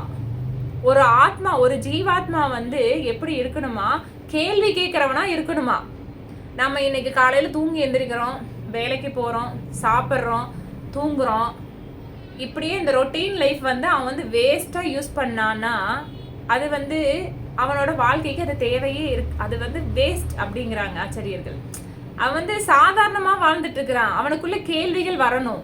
நம்ம ஏன் இப்படி இருக்கோம், நம்ம ஏன் கஷ்டப்படுறோம், நம்ம ஏன் பிறக்கிறோம், நிறைய பேர் ஏன் வந்து திடீர்னு இறக்குறாங்க, ஒரு சிலர் ரொம்ப தூரம் வாழ்கிறாங்க, ஒரு சிலர் சீக்கிரம் சின்ன குழந்தையிலேயே இறக்குறாங்க. இந்த மாதிரி ஏன்னா வாழ்க்கை சம்பந்தமான கேள்விகள் வந்து இந்த ஜீவாத்மாவுக்கு வந்து எழணும் அப்படிங்கிறாங்க. அப்படி எழுந்ததுன்னா தான் அவங்க வந்து ஒரு குருவை தேடி போவாங்க. ஆனால் இப்போ வந்து என்னன்னா கலியுகத்தில் வந்து ஒரு குருவை தேடி போகிறது ரொம்ப கஷ்டம். ஏன்னா இப்போ எல்லாருமே வந்து பார்த்தீங்கன்னா இப்போ தானம், அதாவது பிச்சை எடுக்கிறவங்க கூட நிறைய ருத்ராட்ச மாலை போட்டிருக்காங்க, காவி உடை வச்சிருக்கிறாங்க. இப்போ நல்ல உயர்ந்த ஆச்சாரியர்களும் காவி கலர்ல ட்ரெஸ் போட்டிருக்காங்க. இப்போ இவங்களுக்கும் என்ன வித்தியாசங்கிறதே வந்து கலியுக மக்கள்னால புரிஞ்சுக்க முடியாது. நிறைய ஆன்மீக குருக்கள் இருக்கிறாங்க, ஆனால் எந்த விதமான ஆன்மீக குருவை அணுகணும், யாரை வந்து தவிர்க்கணும் அப்படிங்கிறது தெரியறதில்லை. எந்த விதமான ஆன்மீக குருவை தவிர்க்கணும் அப்படிங்கிறது நிறைய பேத்துக்கு தெரியாது. எந்த விதமான தவிர்க்கணும் அப்படின்னா சாஸ்திரத்தை முறையை கடைபிடிக்கிறவங்களா இருக்கணும், வேதத்தில் இருக்கிறத சொல்லணும், தன்னை வந்து கடவுள்னு ஒருத்தர் சொல்லிக்கூடாது, முக்குணங்கள்ல இருக்கக்கூடாது, பகவான் கிட்ட கூட்டிட்டு போறவங்களா இருக்கணும். இதெல்லாம் தான் ஆன்மீக குருவுக்கு ஒரு அடையாளம். இந்த மாதிரியான ஒரு ஆன்மீக குருவை தான் நம்ம தேர்ந்தெடுக்கணும். அவங்களுக்கு வந்து குரு சீட பரம்பரை இருக்கணும். இதெல்லாம் இருந்ததுனா தான் வந்து ஆன்மீக குரு உண்மையான ஒரு ஆன்மீக குரு அப்படிங்கிறது வந்து நம்மளுக்கு தெரியும். இப்போ வந்து நிறைய ஆன்மீக குருக்கள் இருக்கிறாங்க, அவங்கெல்லாம் வந்து உண்மையானவங்க இல்லை, அது நம்மளுக்கு தெரியும். இப்போ அதனால தான் வந்து நம்ம வாழ்க்கையில் வந்து ஒரு ஆன்மீக குரு அவசியம் அப்படிங்கிறத வந்து சைத்தன்ய மகாபிரபு வந்து தன்னோட வாழ்க்கையிலும் ஒரு ஆன்மீக குருவை வந்து தேர்ந்தெடுத்து அவர் வந்து குருவாக ஏற்றுக்கிறார், தீட்சா குருவாக ஏற்றுக்கிறார். அப்போ மந்திர தீட்சை அங்கே வந்து வழங்கப்படுது. ஈஸ்வரபூரினால வந்து சைத்தன்ய மகாபிரபு வந்து சீடராக ஏற்றுக்கிறார் ஈஸ்வரபூரி அவர். அப்புறம் அவருக்கு ஒரு குரு இருக்குது, மாதவேந்திர பூரி. மகாபக்தர் அவர். அவரோட வாழ்நாளில் பகவான பிரேம பக்தியை கொடுத்தவரே அவர் தான். கிருஷ்ண பிரேம பக்தி அப்படின்னா மாதவேந்திர பூரி தான். அவரோட வாழ்க்கையில் நடந்த நிறைய சுவாரஸ்யமான ஒரு பக்தி லீலைகள்லாம் வந்து அவங்க கேட்டாவே அவங்க பக்தராயிருவாங்க. அந்த அளவுக்கு நிறையா விஷயம் வந்து அவங்களோட வாழ்க்கையில் வந்து நடந்திருக்கு. பகவானுக்கும் பக்தருக்கும் உள்ளான அந்த சுவாரஸ்யமான நிகழ்வுகள்லாம். அப்போ இப்போ வந்து இந்த சைத்தன்ய மகாபிரபு வந்து குருவை ஏற்றுக்கிறாரு. இப்போ பார்த்தீங்கன்னா சைத்தன்ய மகாபிரபு வந்து சைத்தன்ய மகாபிரபு மட்டும்தான் குருவை ஏற்றுக்கிட்டாரா அப்படின்னா கிடையாது. அது வந்து பகவான் வந்து ஒவ்வொரு அவதாரத்துலேயும் ஒவ்வொருத்தரையும் குருவை ஏற்றுக்கிறாரு. கிருஷ்ணராக இருக்கிறப்ப வந்து சாந்திபிரி முனிவரை வந்து குருவை ஏற்றுக்கிறாரு. ராமராக இருக்கிறப்ப வந்து வசிஷ்டரை வந்து குருவை ஏற்றுக்கிறாரு. இப்படி ஒவ்வொரு அவதாரத்துலேயும் வந்து ஒவ்வொருத்தரையும் குருவை ஏற்றுக்கிறது எதுக்காகன்னா நம்மளுக்காக தான். ஆக்சுவலாக நம்ம ஒரு குருவை ஃபாலோ பண்ணணும், ஒரு குரு மூலமாக தான் பகவான் அடைய முடியும். நம்ம வந்து நேராக வந்து நம்ம கும்பிட தான் முடியும், ஆனால் பகவான்கிட்ட நேராக போய் அங்கே போயிட முடியாது. நேராக வந்து நம்ம இங்கே பக்தி பண்ணுறதுனால நம்ம வந்து நேரடியாக வந்து நம்ம பகவானை போய் அடையலான்னா கண்டிப்பாக முடியாது. அது நிறைய பேர் நினச்சிட்டு இருக்கிறாங்க, என்னங்க நான் சாதாரணமாக வாழ்கிறேன், நான் யாருக்கும் துரோகம் பண்ணலைங்க, யாருக்கும் வந்து பாவமும் பண்ணல, நான் வந்து என் குழந்தைங்க குடும்பம் உண்டுன்னு நான் வாழ்க்கையை பார்த்துட்டு நான் பாட்டுக்கு வாழ்ந்துட்டுருக்கிறேன், நான் இந்த அளவுக்கு பக்தி பண்ணால் போதும், நான் பகவானுக்கு கண்டிப்பாக வந்து நான் கடவுள்கிட்ட போயிடுவேன் அப்படின்னு நிறைய பேர் நினச்சிட்டு இருக்கிறாங்க. நானுமே வந்து இஸ்கானுக்கு வர்றதுக்கு முன்னாடி நானுமே அப்படி தான் நினச்சிட்டு இருந்தேன். ஆக்சுவலாக வந்து இது போதும், அளவாக கும்பிட்டா போதும். அளவுக்கு மீறி சாமி என்ன நினச்சிக்கிறாங்க அப்படின்னா, ஒரு அளவுக்கு மீறி சாமி கும்பிட்டா அது ஆபத்துன்னு நினச்சிக்கிறாங்க. இந்த வாழ்க்கையை விட்டே போயிடுவோம், துறவு எடுத்துக்குவோம், துறவரம் வாங்கிடுவோம் நினச்சிட்டு இருக்கிறாங்க. ஆனால் அது அப்படி கிடையாது. துறவு வந்து இந்த கலியுகத்தில் தடை. துறவுக்கு இங்கே வாய்ப்பே கிடையாது. நம்ம செய்ய வேண்டிய தர்மத்தை செய்யணும். ஒரு ஹஸ்பண்ட் இருக்காரு, குழந்தைங்க இருக்காங்கன்னா அந்த குழந்தைங்கள வந்து கரை சேர்த்தணும். அந்த கணவன் இருக்காருன்னா அவர் கணவருக்கு உண்டான கடமையை வந்து நம்ம செய்யணும். நம்மளுக்கு என்னென்ன கடமை இருக்கோ அதெல்லாம் செஞ்சுட்டு தான் பக்தியை பண்ண முடியும். அதெல்லாம் விட்டுட்டு பக்தி பண்ணணும்னா கடவுளை ஏற்றுக்க மாட்டார் கண்டிப்பாக. அதையெல்லாம் செஞ்சுட்டு தான் நம்ம பக்தியும் பண்ணணும். பக்திக்காக ஒரு நேரத்தை ஒதுக்கணும், பௌத்தியத்துக்காக ஒரு நேரத்தை ஒதுக்கி தான் ஆகணும். நம்மளோட தர்மம் என்னமோ அதை கடைப்பிடிச்சு தான் ஆகணும். அது தடைப்பிடிச்சாதான் பகவானே அதை ஏற்றுக்குவார். தர்மத்தை விட்டுட்டு பசங்க பிள்ளைங்கள்லாம் விட்டுட்டு நான் வந்துடுறேன், நான் வந்து கோயிலில் இருந்துக்கிறேன், எனக்கு வந்து இதெல்லாம் வேண்டாம் அப்படின்னு சொன்னால் பகவான் கண்டிப்பாக ஏற்றுக்க மாட்டார். இதை எல்லாத்தையும் பார்த்துட்டு தான் நம்ம இங்கே வரணும். இப்போ நிறைய பேர் சொல்லுவாங்க, எனக்கு இது போதுங்க, நான் வந்து ஓரளவுக்கு நான் வாழ்ந்துட்டு இருக்கிறேன், நான் குடும்பத்துக்காக வாழ்ந்துட்டு இருக்கிறேன், வர கோயிலுக்கு போவேன், நல்லா பக்தி பண்ணுவேன். என்ன மாதிரி சாமி கும்பிட்றவங்க யாருமே இருக்க மாட்டாங்க. என்ன மாதிரி கோயிலுக்கு போகிறவங்க யாருமே இருக்க மாட்டாங்க. எந்தெந்த இடத்துல எல்லாம் வந்து ஈஸ்வரர் கோயில் இருக்கோ அங்கெல்லாம் தேடி தேடி போவேங்க நான். என்ன மாதிரி எல்லாம் இந்த உலகத்தில் யாருமே பக்தி பண்ணியிருக்க மாட்டாங்க. உண்மைங்க அது அப்படின்னு எல்லாம் சொல்லுவாங்க. அவங்கள பார்த்தா சந்தோஷமா இருக்கும், பரவாயில்ல இந்த அளவுக்கு பண்ணுறாங்க. ஏன்னா கோயிலுக்கு போகாதவங்களெல்லாம் நான் பார்த்துருக்கேன். இந்த அளவுக்கு வந்து கோவிலுக்கெல்லாம் போயிட்டு இருக்கிறாங்க, பரவாயில்ல அப்படின்னு தான் நான் நினைப்பேன். ஆனால் அதெல்லாம் வந்து நம்ம புண்ணிய லோகத்துக்கு வரைக்கும் தான் போக முடியும், சத்திய லோகத்துக்கு வரைக்கும் தான் போக முடியும். ஈரேழு 14 புவனங்கள் இருக்குது. நம்மளோட புண்ணிய கர்மா நல்லா இருந்துச்சுன்னா சத்தியலோகத்து வரைக்கும் போகலாம். போயிட்டு புண்ணிய காலம் முடிஞ்சதுக்கப்புறம் திருப்பியும் வந்து நம்ம இன்னொரு உடம்புல கருவறையில் மறுபடியும் பிறப்பு இறப்பு முதுமை நோய் அப்படிங்கிற ஒரு சக்கரத்தில் வந்து மறுபடியும் விழுந்துருவோம். அதை விட ரொம்ப பாவகர்மாவாக இருந்ததுன்னா நரகலோகத்தில் இருப்போம். எல்லாமே அந்த குறிப்பிட்ட காலம் வரைக்கும் தான். பாவம் எந்த அளவு காலம் இருக்கோ, புண்ணியம் எந்த அளவு காலம் இருக்கோ, அந்த புண்ணிய காலம் பாவ காலம் முடிகிற வரைக்கும் அந்த லோகத்திலேருந்து அனுபவிச்சுட்டு திரும்பியும் வந்து புனரப்பி மரணம் புனரப்பி ஜனனம், இந்த மாதிரி மறுபடியும் வந்து சைக்கிளிங்குள்ளே நம்ம வந்து சுற்றிக்குவோம். சிக்கிட்டு மறுபடியும் வந்து பிறப்பிறப்பு அதே தான், அதே சுற்றிக்கிட்டே இருப்போம். மறுபடியும் வந்து எத்தனை பிறவிகள் எடுக்கும், எத்தனை உடம்புகள் மாறும்னு நம்மளுக்கே தெரியாது. ஆக நம்ம அப்போ இப்போ வந்து நம்ம என்ன பண்ணணும் அப்படின்னா, சாதாரணமாக வாழ்ந்தா பத்தாது, நம்ம குடும்பத்துக்காக உழைக்கிறோம், ஓகே அதெல்லாம் ஓகே, அதை தாண்டி நம்ம பக்திக்கு வரணும் அப்படிங்கிறதே ஆச்சரியலேருந்து அதான் சொல்கிறாங்க. நம்ம பக்தி சேவை பண்ணணும், பக்திக்கு வந்து பக்தி சேவை பண்ணினாதான் பூர்ண நிலையை அடைய முடியும் அப்படிங்கிறாங்க. சாதாரணமாக பக்தி மட்டும் பண்ணிட்டு வைஷ்ணவர்களுக்கு சேவை பண்ணாமல் இருந்தோம் அப்படின்னா பக்தியில் முன்னேறவே முடியாதான், பக்தியிலேருந்து கீழே விழுந்துருவோம் அப்படிங்கிறாங்க. வீழ்ச்சி தான். வைஷ்ணவருக்கு வந்து ஒரு அபராதம், சின்னதாக ஒரு அபராதம் பண்ணிட்டாங்க கூட பக்தியில் கண்டிப்பாக வீழ்ச்சி. அபராதமே பண்ணக்கூடாது. வைஷ்ணவ அபராதம் வந்து ஈஸியாக சீக்கிரம் வந்துடும். வைஷ்ணவர்களுக்கு வந்து அவதாரம் பண்ணவே கூடாது அப்படின்னு ஆச்சரியர்களும் சொல்லுவாங்க. நம்ம கோவில்லையுமே நிறைய பார்க்கலாம், நிறைய பேத்துக்கு அதெல்லாம் நடந்துட்டு தான் இருக்குது. இப்போது போன வாரம் கூட ஒரு மாதாஜி வந்து ஆக்சுவலாக பிரபு வந்து ஒரு சின்னதாக வந்து மனசு கஷ்டப்படுத்த மாதிரி போனங்காட்டி அந்த 2 பேர்த்துக்குமே அம்மாவுக்கும் அவங்க மாதாஜிக்கும் வந்து மூச்சு அடித்து உடனே போய் ஹாஸ்பிட்டல் போயிட்டு பார்த்துருக்குறாங்க. ஆக்சுவலாக ஒன்றும் இல்லை அப்படின்னு சொல்லிட்டு திருப்பி அனுப்பிச்சி விட்டாங்க. அடுத்த நாளே வந்து கோயிலுக்கு வரணும்னு சொல்லிட்டு வந்துட்டாங்களாம். இந்த மாதிரி எல்லாம் நிறைய நடக்கும். வைஷ்ணவ அபராதம் வந்து உடனே காட்டிடும். பகவான் வந்து பகவானை ஏதாவது பண்ணால் கூட பகவான் அமைதியாக இருப்பார். ஆனால் பக்தர்கள் ஏதாவது சீண்டணும் அவ்வளோதான், கீழே கொண்டு போயிடுவார் அப்படியே. அதனால் வந்து பக்தி சேவையில் இருக்கிறப்ப நம்ம வைஷ்ணவர்களுக்கு வந்து அபராதம் பண்ணாமல் இருக்கணும் அப்படிங்கிறது ரொம்ப முக்கியம். அப்போது இந்த மாதிரி சைத்தன்யமாக அப்போ ஒவ்வொரு அவதாரத்தை எப்பவும் பார்த்தீங்கன்னா ஒவ்வொரு குருவை ஏற்றுக்கிறாங்க. குருவை ஏற்றுக்கிட்டோம்னா தான் நம்ம பக்தியில் முன்னேற முடியும். நம்மளோட கேள்விகளை வந்து நம்ம வந்து கேட்டு தெரிஞ்சு நம்மளுக்கும் ஒரு ஞானத்தை பெருக்கிக்க முடியும். பகவானை பற்றின ஒரு ஞானம் கிடைக்கணும்னா அதை பற்றின தெரிஞ்சுக்கிட்டு ஆச்சரியால தான் போய் நம்ம கேட்கணும். நம்ம தெரியாதவங்களை போய் கேட்டோம்னா கடவுள் இருக்காரா இல்லையா, கடவுள் இருக்காரா இல்லையான்னு எனக்கு தெரியாதுங்க, ஆனால் இருந்தால் நல்லா இருக்குங்க அப்படின்னு நிறையா செலிபிரிட்டிஸ் எல்லாம் சொல்லுவாங்க. அந்த மாதிரி ஆளுங்களை போய் ஆன்மீகத்தை பற்றி கேட்டால் அவங்களுக்கு என்ன தெரியும், தெரிஞ்சவங்ககிட்ட தான் போய் கேட்கணும். இந்த மாதிரி பக்தி சேவை ரொம்ப முக்கியம். அந்த மாதிரி நம்ம வந்து சைத்தன்ய மகாபிரபுவோட ஈஸ்வர பூரியோட குரு மாதவேந்திர பூரி. இப்போ வந்து மாதவேந்திர பூரி வந்து மகாபக்தர். அவர் பார்த்தீங்கன்னா பிருந்தாவனத்தில் வந்து மாதவேந்திர பூரி வந்து பிருந்தாவனத்தில் பகவானோட நாமத்தை சொல்லிட்டு அப்படி அது வந்து பகவானோட நாமத்தை அவர் எப்போ ஆரம்பிக்கிறாரோ தூக்கமும் பசியும் அவருக்கு தெரியாதான். 3 நாள் 4 நாள் எல்லாம் போயிருமா, அவருக்கு எதுவுமே தெரியாதா. பகவானோட நாமமே வந்து அவருக்கு வந்து உயிர் வாழ்றதுக்கே போதும் அப்படிங்கிற மாதிரி அவர் வாழ்ந்துட்டு இருந்தார். அப்படி ஒரு மகா பக்தர் அவர். ஹரிநாமத்தை ஆரம்பிச்சிட்டாருன்னா அவர் பசியும் கிடையாது, தூக்கம் கிடையாது. 2-3 நாள் எல்லாம் ஆகலாம். அந்த மாதிரி அவர் பசியோட இருக்கிறப்ப பகவானே வந்து பார்க்குறாரு, வருத்தப்படுறாரா அந்த இடத்துல. பக்தன் வந்து பசியோட இருக்கிற அப்படி, சாப்பிடாம இருக்கிற அப்படி அப்படின்னு சொல்லிட்டு மண் பாத்திரத்துல, மண் பானையில, இவ்வளோ பெரிய பானையில வந்து பால் கொண்டு சின்ன பையனா வந்து மாதவேந்திரபுரி கிட்ட வந்துட்டு, இந்தாங்க நான் வந்து மாடு மேய்க்கிற சிறுவன் தான், இந்த சைடில் தான் நான் மாடு மேய்ச்சிட்டு இருக்கிறேன், இந்தாங்க நீங்க வந்து பசியோட இருக்கிறீங்க, இங்க ஒரு வந்து துறவி இருக்கிறாரு, இங்க பசியோட இருக்கிறீங்கன்னு சொல்லிட்டு அந்த பக்கம் போனவங்க எல்லாம் சொன்னாங்க, நல்ல பால் கொண்டு வந்திருக்கிறேன் அப்படின்னு சொல்லிட்டு அந்த சின்ன பையன் வந்து மாதவேந்திரபுரிக்கு வந்து பால் வந்து அந்த மண் பாத்திரத்துல கொடுக்குறாராம்.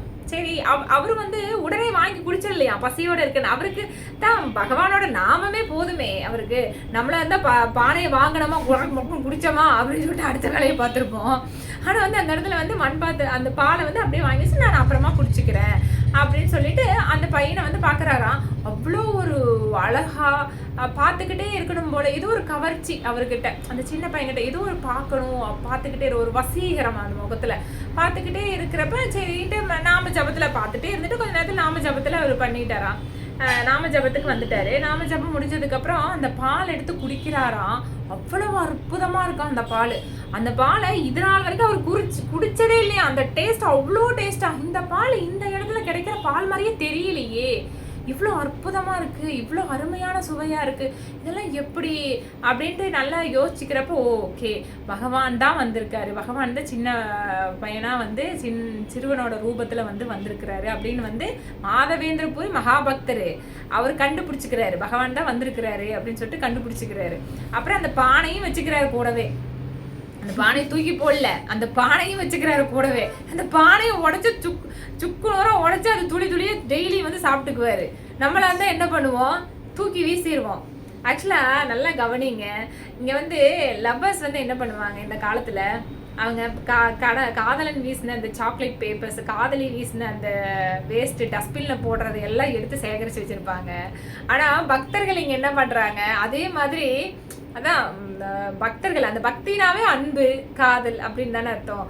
அவர் அதான் பகவான் வந்து அந்த தூக்கி போடுற பொருளை கூட அதையும் வச்சு சாப்பிட்றாரு. அவரு கொஞ்சம் கொஞ்சமா அதை உடைச்சு அதை கொஞ்சம் கொஞ்சமா வந்து டெய்லியும் அதை ஒரு துளி அந்த மண் பானையும் வந்து சாப்பிட்றாரு.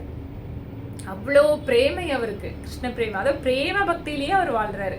அப்புறம் அவர் அந்த மாதிரி அது அவர் தான் வந்திருக்கிறது, அந்த பானையை வந்து எடுத்து வச்சு அதையும் கொஞ்சம் சாப்பிட்டு அவர் வந்து அப்படியே நாம ஜபத்தில் ஈடுபட்டிருக்கிறாரு. அப்புறம் ஒரு 2 நாள் கழிச்சு அவர் ஒரு கனவுல வந்து இந்த மாதிரி வந்து பால் கொடுக்க வந்த சிறுவனே வந்து கனவுல வந்து வர்ற அப்படி வந்துட்டு, நான் தான் வந்து பால் வந்து உங்களுக்கு கொடுத்தேன், இந்த மாதிரி நான் வந்து ஒரு புதர்ல வந்து ஒரு என்னை வந்து வச்சிருக்காங்க, விக்கிரக ரூபமா நான் இருக்கேன், நான் வந்து ரொம்ப காட்டுலேயும் அந்த புழுதியிலையும் வெயில்லையும் மழையிலையும் நான் நனைஞ்சிட்டு இருக்கேன், நான் என்னை வந்து வெளியில எடுத்து என்னை வந்து கொஞ்சம் குளிர்ச்சி செய்யணும் அப்படின்னு சொல்லிட்டு மாதவேந்திரபுரி அவர் வந்து பக்தரோட கனவுல வந்து வராரு. கோபால்ஜி வந்து வராரு, கோபால்ஜி விக்கிரகம் அங்கே இருக்குது அப்படின்னு சொல்லிட்டு. அப்புறம் உடனே திடுக்குன்னு கனவுலேருந்து எந்திரிச்சு மாதவேந்திரபுரி என்ன பண்ணாரு, அந்த ஊர் மக்கள் எல்லாத்தையும் கூப்பிட்டு இந்த மாதிரி வந்து இந்த மலைக்கு அடிவாரத்தில் வந்து இந்த மாதிரி கோபால்ஜி இருக்கிறதா வந்து எனக்கு கனவுல வந்திருக்கு அப்படின்னு சொல்லிட்டு ஊர் மக்கள் எல்லாரும் அதை நம்பிட்டு அவர் பின்னாடியே போய் அவர் சொன்ன இடத்துல தோன்றாங்க, உடைக்கிறாங்க. உடைச்சு கோபால்ஜியை வெளியில் எடுக்கிறாங்க. வெளியில் எடுத்தோடனே வந்து அந்த ஊர் மக்களே விழா கொண்டாடுறாங்க. அந்த ஊர் மக்கள்ல இருந்து எல்லாம் வருது, பகவான் வெளியில வந்துட்டார், விக்கிரகமா இத்தனை நாளா இருந்திருக்கிறாரு, துவாபர யுகத்துல இருந்தவர், அதனால வந்து அவருக்கு வந்து தேவையானதெல்லாம் செய்யணும், அன்னதானம் போடணும், ஊருக்கே அன்னதானம் போடணும் அப்படின்னு சொல்லிட்டு ஒவ்வொரு வீட்டுல இருந்து ஒவ்வொன்றும் வருதா. பலகாரம், அவருக்கு வேண்டிய துணி, அவருக்கு ஆடை அலங்காரம், பூக்கள், தேன், இளநீர், அவருக்கு அபிஷேகம் பண்றதுக்கு சந்தனம் எல்லாமே வருது. ஊர் மக்கள் எல்லாருமே கொண்டு வராங்க. எல்லாம் கொண்டு வந்து அவர் அலங்காரம் பண்ணி அற்புதமா அவருக்கு ஒரு குளிர்ச்சி பண்ணி ஊருக்கே வந்து அன்னதானம் நடக்குது. யார் பண்றா, மாதவேந்திரபுரியோட ஒரு பிரேம பக்தர் மூலமா வந்து இது நடக்குது.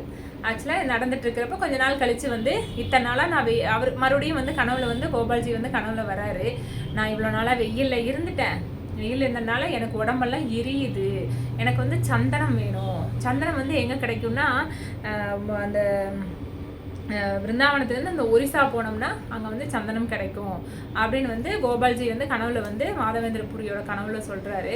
சரின்னு சொல்லிட்டு பகவானுக்காக அப்போல்லாம் வந்து ட்ரெயினோ ஃப்ளைட்டோ சைக்கிளோ பைக்கோ அதெல்லாம் எதுவுமே கிடையாது, காரெல்லாம் எதுவுமே கிடையாது, நடந்து தான் போகணும் எல்லா பக்கமுமே. எங்கே விருந்தாவனத்துலேருந்து ஒடிசாவுக்கு நடந்தே போகிறார் மாதவேந்திரபுரி. நடந்து போயிட்டு சமக்க முடியாமல் சந்தனம் கட்டைய வயசானவர் அவர், முதியவர் அவர் கொஞ்சம். அவரால் அவ்வளோ தூரம் சமந்துட்டு வர முடியாது அப்படிங்கிறனால பகவான் வந்து அங்கேயே வந்து அங்கே இருக்கிற ஒரு கோயிலையே வந்து நீ எனக்கு சாத்திர, அங்கே இருக்கிற கோபிநாத் விக்ரம் இங்கே இருக்கிற கோபால்ஜியும் வேறு வேறு இல்லை அப்படிங்கிறதுனால பகவானோட பக்தனோட ஒரு அவதியுறதை வந்து பகவானால் கொஞ்சம் கஷ்டப்படுறாரு அப்படிங்கிறதுக்காக பகவான் வந்து நீ இங்கேயே பண்ணிடலாம், நீ வந்து ரொம்ப சிரமப்பட வேண்டாம் அப்படின்னு சொல்லிட்டு பகவான் கடவுளை வந்தங்காட்டி சரின்னா அந்த சந்தன கட்டையெல்லாம் உரைச்சி அங்கே போடுறாங்க. அதுதான் நீ வந்து சந்தன் யாத்திரை வரும். நீ சித்திரை மாதம் ஆரம்பிச்சிருச்சா, நீ வந்து அக்னி நட்சத்திரம் ஆரம்பிக்கிறப்ப உங்களுக்கு வந்து நீ சந்தன யாத்திரை தொடங்கும். அக்னி நட்சத்திரம் எப்போ ஆரம்பிக்குமோ அங்கே எல்லா பக்கமும் துவாரக, மதுராவில், பிருந்தாவனத்தில் எல்லா பக்கமே வந்து பகவானோட விக்கிரகத்துக்கு வந்து ஃபுல்லாக சந்தனம் போட்டு அந்த யாத்திரை வந்து ஆரம்பிப்பாங்க. அப்போ இந்த மாதிரி இதெல்லாம் ஆரம்பிச்சது நம்மளுக்கு இவர் தான் மாதவேந்திரபுரி தான். இதெல்லாமே வந்து அவர் மூலமாக தான் இதெல்லாமே ஆரம்பிச்சது. அப்போது அதுக்கப்புறம் பார்த்தீங்கன்னா இந்த மாதிரி சந்தன் கொண்டு வர ஒரு லீலை நடக்குது, பக்தனுக்கும் பகவானுக்கும் ஒரு அன்பு பரிமாற்றம் நடக்குது. அடுத்து பார்த்தீங்கன்னா கோபால்ஜி என்ன பண்ணுறாரு, ஒரு டைமு நேரடியாகவே அந்த அளவுக்கு அவர் தூய பக்தர், அதனால தான் வந்து பகவான் நேரடியாக வந்து பேசுகிற அளவுக்கு உண்டான அவ்வளோ தூய்மையான பக்தி பிரேமையில் இருக்கிறார். அப்போ வந்து மாதவேந்திரபுரி கிட்ட இந்த மாதிரி ஒடிசாவில் ரெமுனா அப்படிங்கிற ஒரு இடத்துல வந்து பாயாசம் பண்ணுவாங்க, பாயாசம் வந்து ரொம்ப சுவையாக இருக்கும், எனக்கு அந்த மாதிரி பாயாசம் வேணும் அப்படின்னு சொல்லிட்டு மாதவேந்திரபுரி கேட்குறாரு. கேட்டதுக்கப்புறம் வந்து இவரும் வந்து சரி நான் போயிட்டு நான் உங்களுக்கு அது எப்படி பண்ணுறாங்கன்னு பார்த்துட்டு வந்து நான் உங்களுக்கு செஞ்சு தரேன் அப்படின்னு சொல்லிட்டு மாதவேந்திரபுரியும் வந்து சரி நான் அந்த இடத்துக்கு போகிறார், ரெமுனா அந்த இடத்துக்கு போகிறாரு. போயிட்டு பார்த்தீங்கன்னா அங்கே வந்து அங்கே இருக்கிற கோபால் விக்கிரகத்துக்கு பார்த்தீங்கன்னா டெய்லி வந்து அங்கே வந்து பாயாசம் தான் செய்வாங்களாம். பாயாசம் தான் நிறைய பானைகளில் வச்சுருப்பாங்களாம், சின்ன சின்ன பானைகளில் வச்சுருப்பாங்களாம். அப்புறம் இவர் அங்கே போயிட்டு அங்கே பக்கத்தில் இருக்கிற அந்த கோயில் இருக்கிறவங்ககிட்ட ஒரு சிலர்கிட்ட விசாரிக்கிறாரு, இங்கே பாயாசம் வந்து ரொம்ப நல்லா இருக்குன்னு கேள்விப்பட்டிருக்கிறேன், அது வந்து அவ்வளோ நல்லா இருக்குங்களா அப்படின்னுட்டு, இங்கே இருக்கிற பாயாசம் மாதிரி உலகத்தில் எந்த இடத்துலையும் இருக்காது அப்படின்னு சொல்கிறாங்க அங்கே இருக்கிறவங்க. அப்போது சரி அதை வந்து நம்ம சாப்பிட்டு பார்த்துட்டு பகவானுக்கு வந்து நம்ம வந்து செஞ்சு கொடுக்கணும் அப்படின்னு சொல்லிட்டு மாதவேந்திரபுரி நினைக்கிறார்.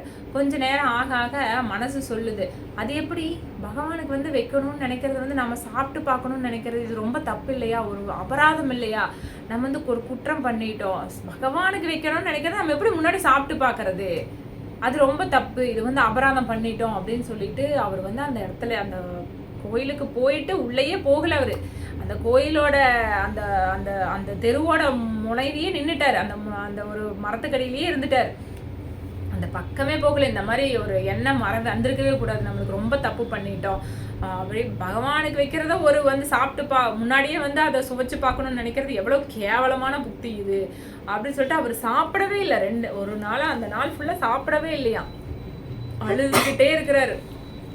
நம்ம இந்த மாதிரி வந்து நினச்சிக்கிட்டோம்னு சொல்லிட்டு மாதவேந்திரபுரி அவர் எப்படின்னா வந்து தானம் கேட்டெல்லாம் சாப்பிட மாட்டார், யார் வந்து கொடுக்குறாங்களோ அப்போ தான் சாப்பிடுவார்.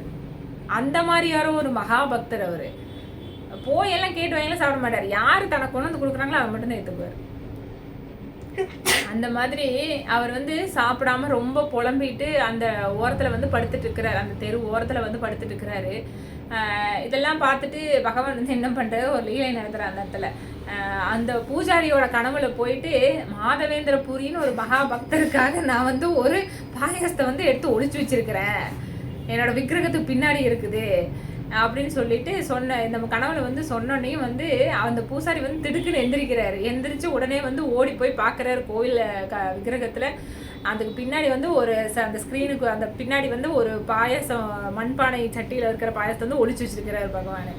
உடனே வந்து இதை கொண்டு போய் கொடுத்துடலாம், நம்ம மாதவேந்திரபுரிகிட்ட கொடுக்க சொல்லியிருக்கிறாரு பகவான் அப்படின்னு சொல்லிட்டு அந்த பூசாரியும் வந்து என்ன பண்ணுறாரு, மாதவேந்திரபுரி மாதவேந்திரபுரி எங்கே இருக்கிறீங்க, பகவான் உங்களுக்காக ஒரு பாயாசத்தை ஒளிச்சு வச்சிருக்கிறாரு, யாரும் நம்மளை பேரை சொல்லி கத்திட்டு வர மாதிரி தெரியுது அப்படின்னு சொல்லிட்டு மாதவேந்திரபுரியும் எந்திரிச்சு உட்கார்றாரு. அவரு அழுதுட்டு தூக்கம்லாம் இல்லை, அவரு நம்ம இந்த மாதிரி தப்பு பண்ணிட்டோம் அப்படிங்கிறது ஒரு வேதனையிலேயே இருக்கிறாரு. மாதவேந்திரபுரி.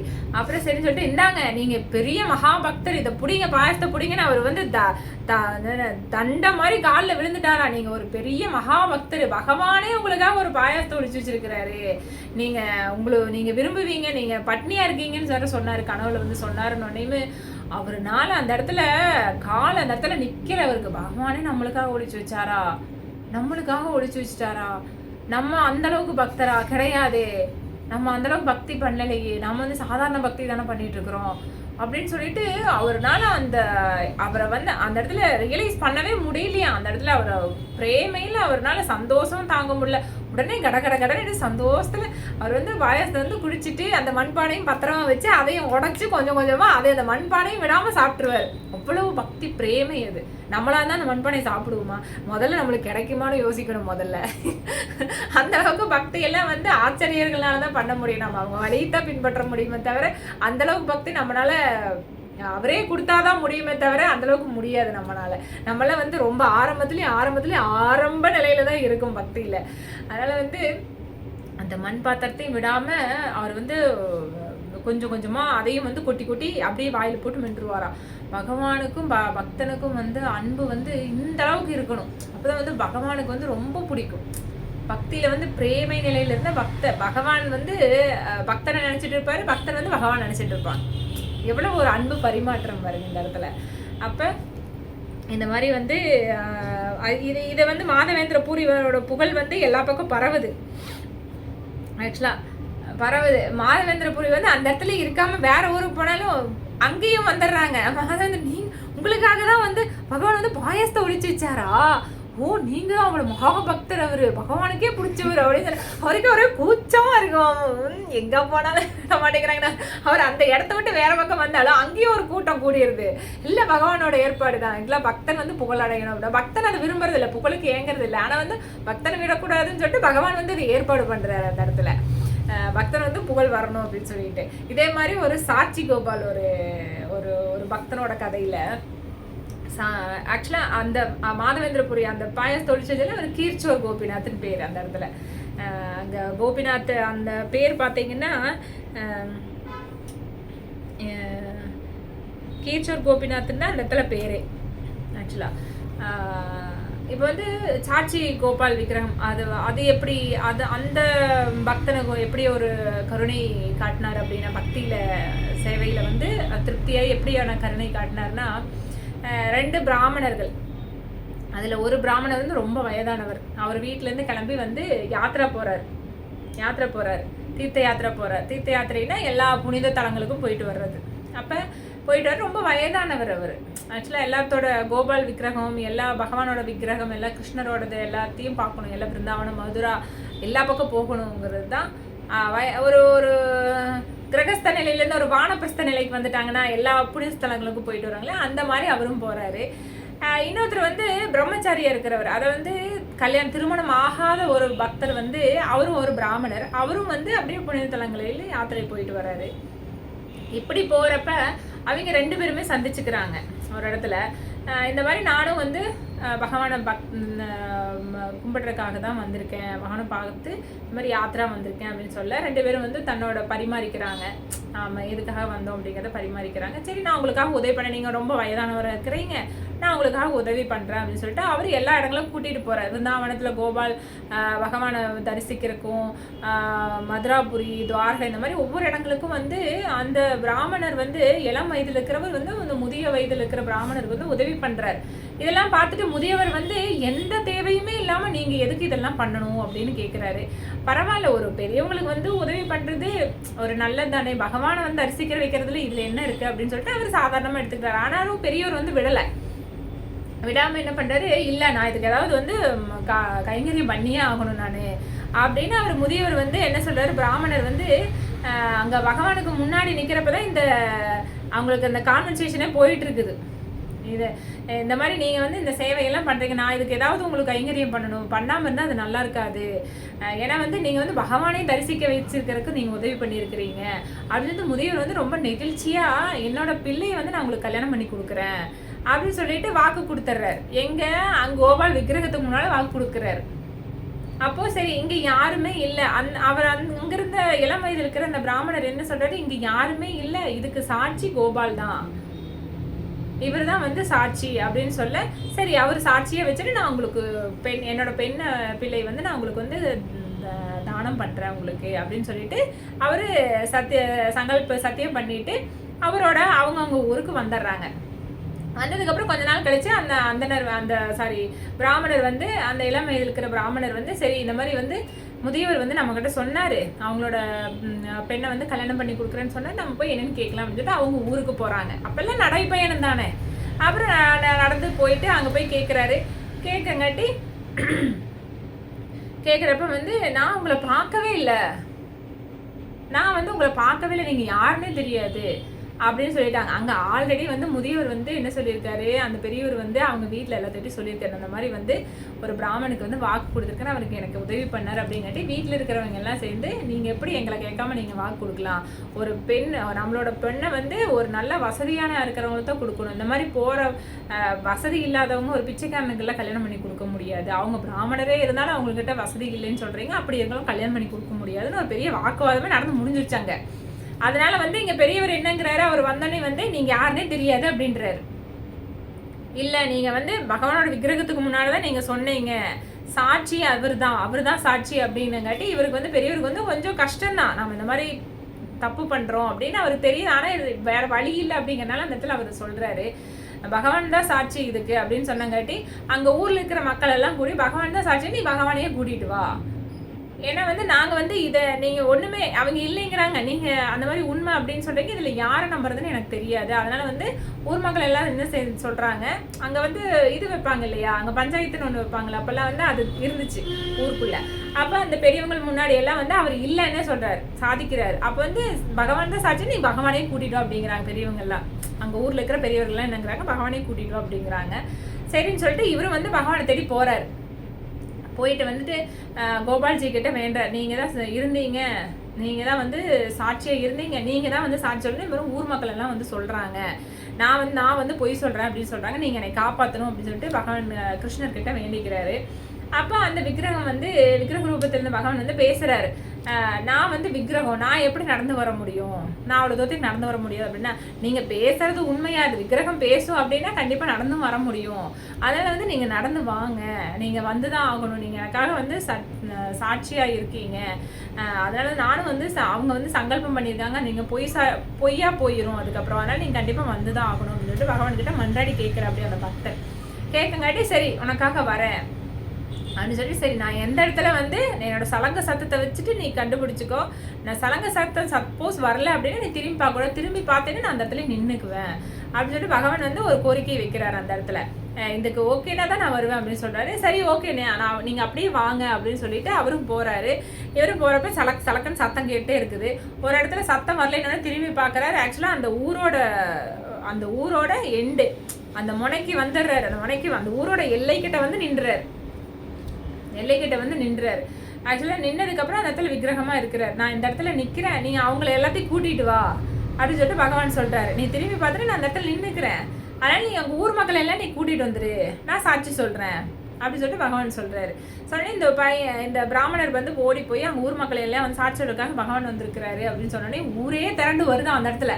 இது எப்படி சாத்தியம், இது பகவானே வந்திருக்கிறாரா, விக்கிரகம் அப்படியே வந்துட்டாரா அப்படின்னு ஒரு ஆச்சரியத்தில் ஊரே திரண்டு வருதான். வந்து ஊர் பொதுமக்கள் முன்னாடி வந்து ஆமாம் பெரியவர் வந்து தன்னோட வீட்டு பெண் பிள்ளை வந்து கல்யாணம் பண்ணி கொடுக்குறேன்னு சொன்னது உண்மைதான் அப்படின்னு சொல்லிட்டு அந்த இடத்துல வந்து அவர் அதே இடத்துல வந்து நிற்கிறாரு. ஆக இந்த இடத்துல வந்து அந்த இடத்துல வந்து கோயிலும் எழுப்பி இப்பவும் வந்து அங்கே வந்து சாட்சி கோபால் விக்கிரகம் அங்கே வந்து ஒடிசாவில் வந்து இருக்குது. ஆக்சுவலாக சாட்சி கோபால் அப்படிங்கிறது வந்து அங்கே வந்து இன்னும் வந்து அங்கே வந்து வழிபாட்டு தளத்தில் அங்கே வழிபட்டுட்டு இருக்காங்க இன்னுமே. அப்போ அந்த மாதிரி ஒவ்வொரு பக்தரோட அவங்களோட வாழ்க்கையிலையும் வந்து பகவான் வந்து ஒவ்வொரு விதத்துலையும் கருணை காட்டியிருக்கிறாரு ஆக்சுவலாக. அந்த சைடு அந்த விருந்தாவனம் ஒரிசாவில நிறைய பக்தர்களோட கதைகள் இருக்குது. நிறைய ஒவ்வொரு அங்கே இருக்கிற ஒரு சில கோவில்கள் இதெல்லாம் வந்து பக்தருக்கும் பகவானுக்கும் உள்ள இந்த அன்பு பரிமாற்றம் வந்து நம்ம நிறைய பார்க்கலாம்.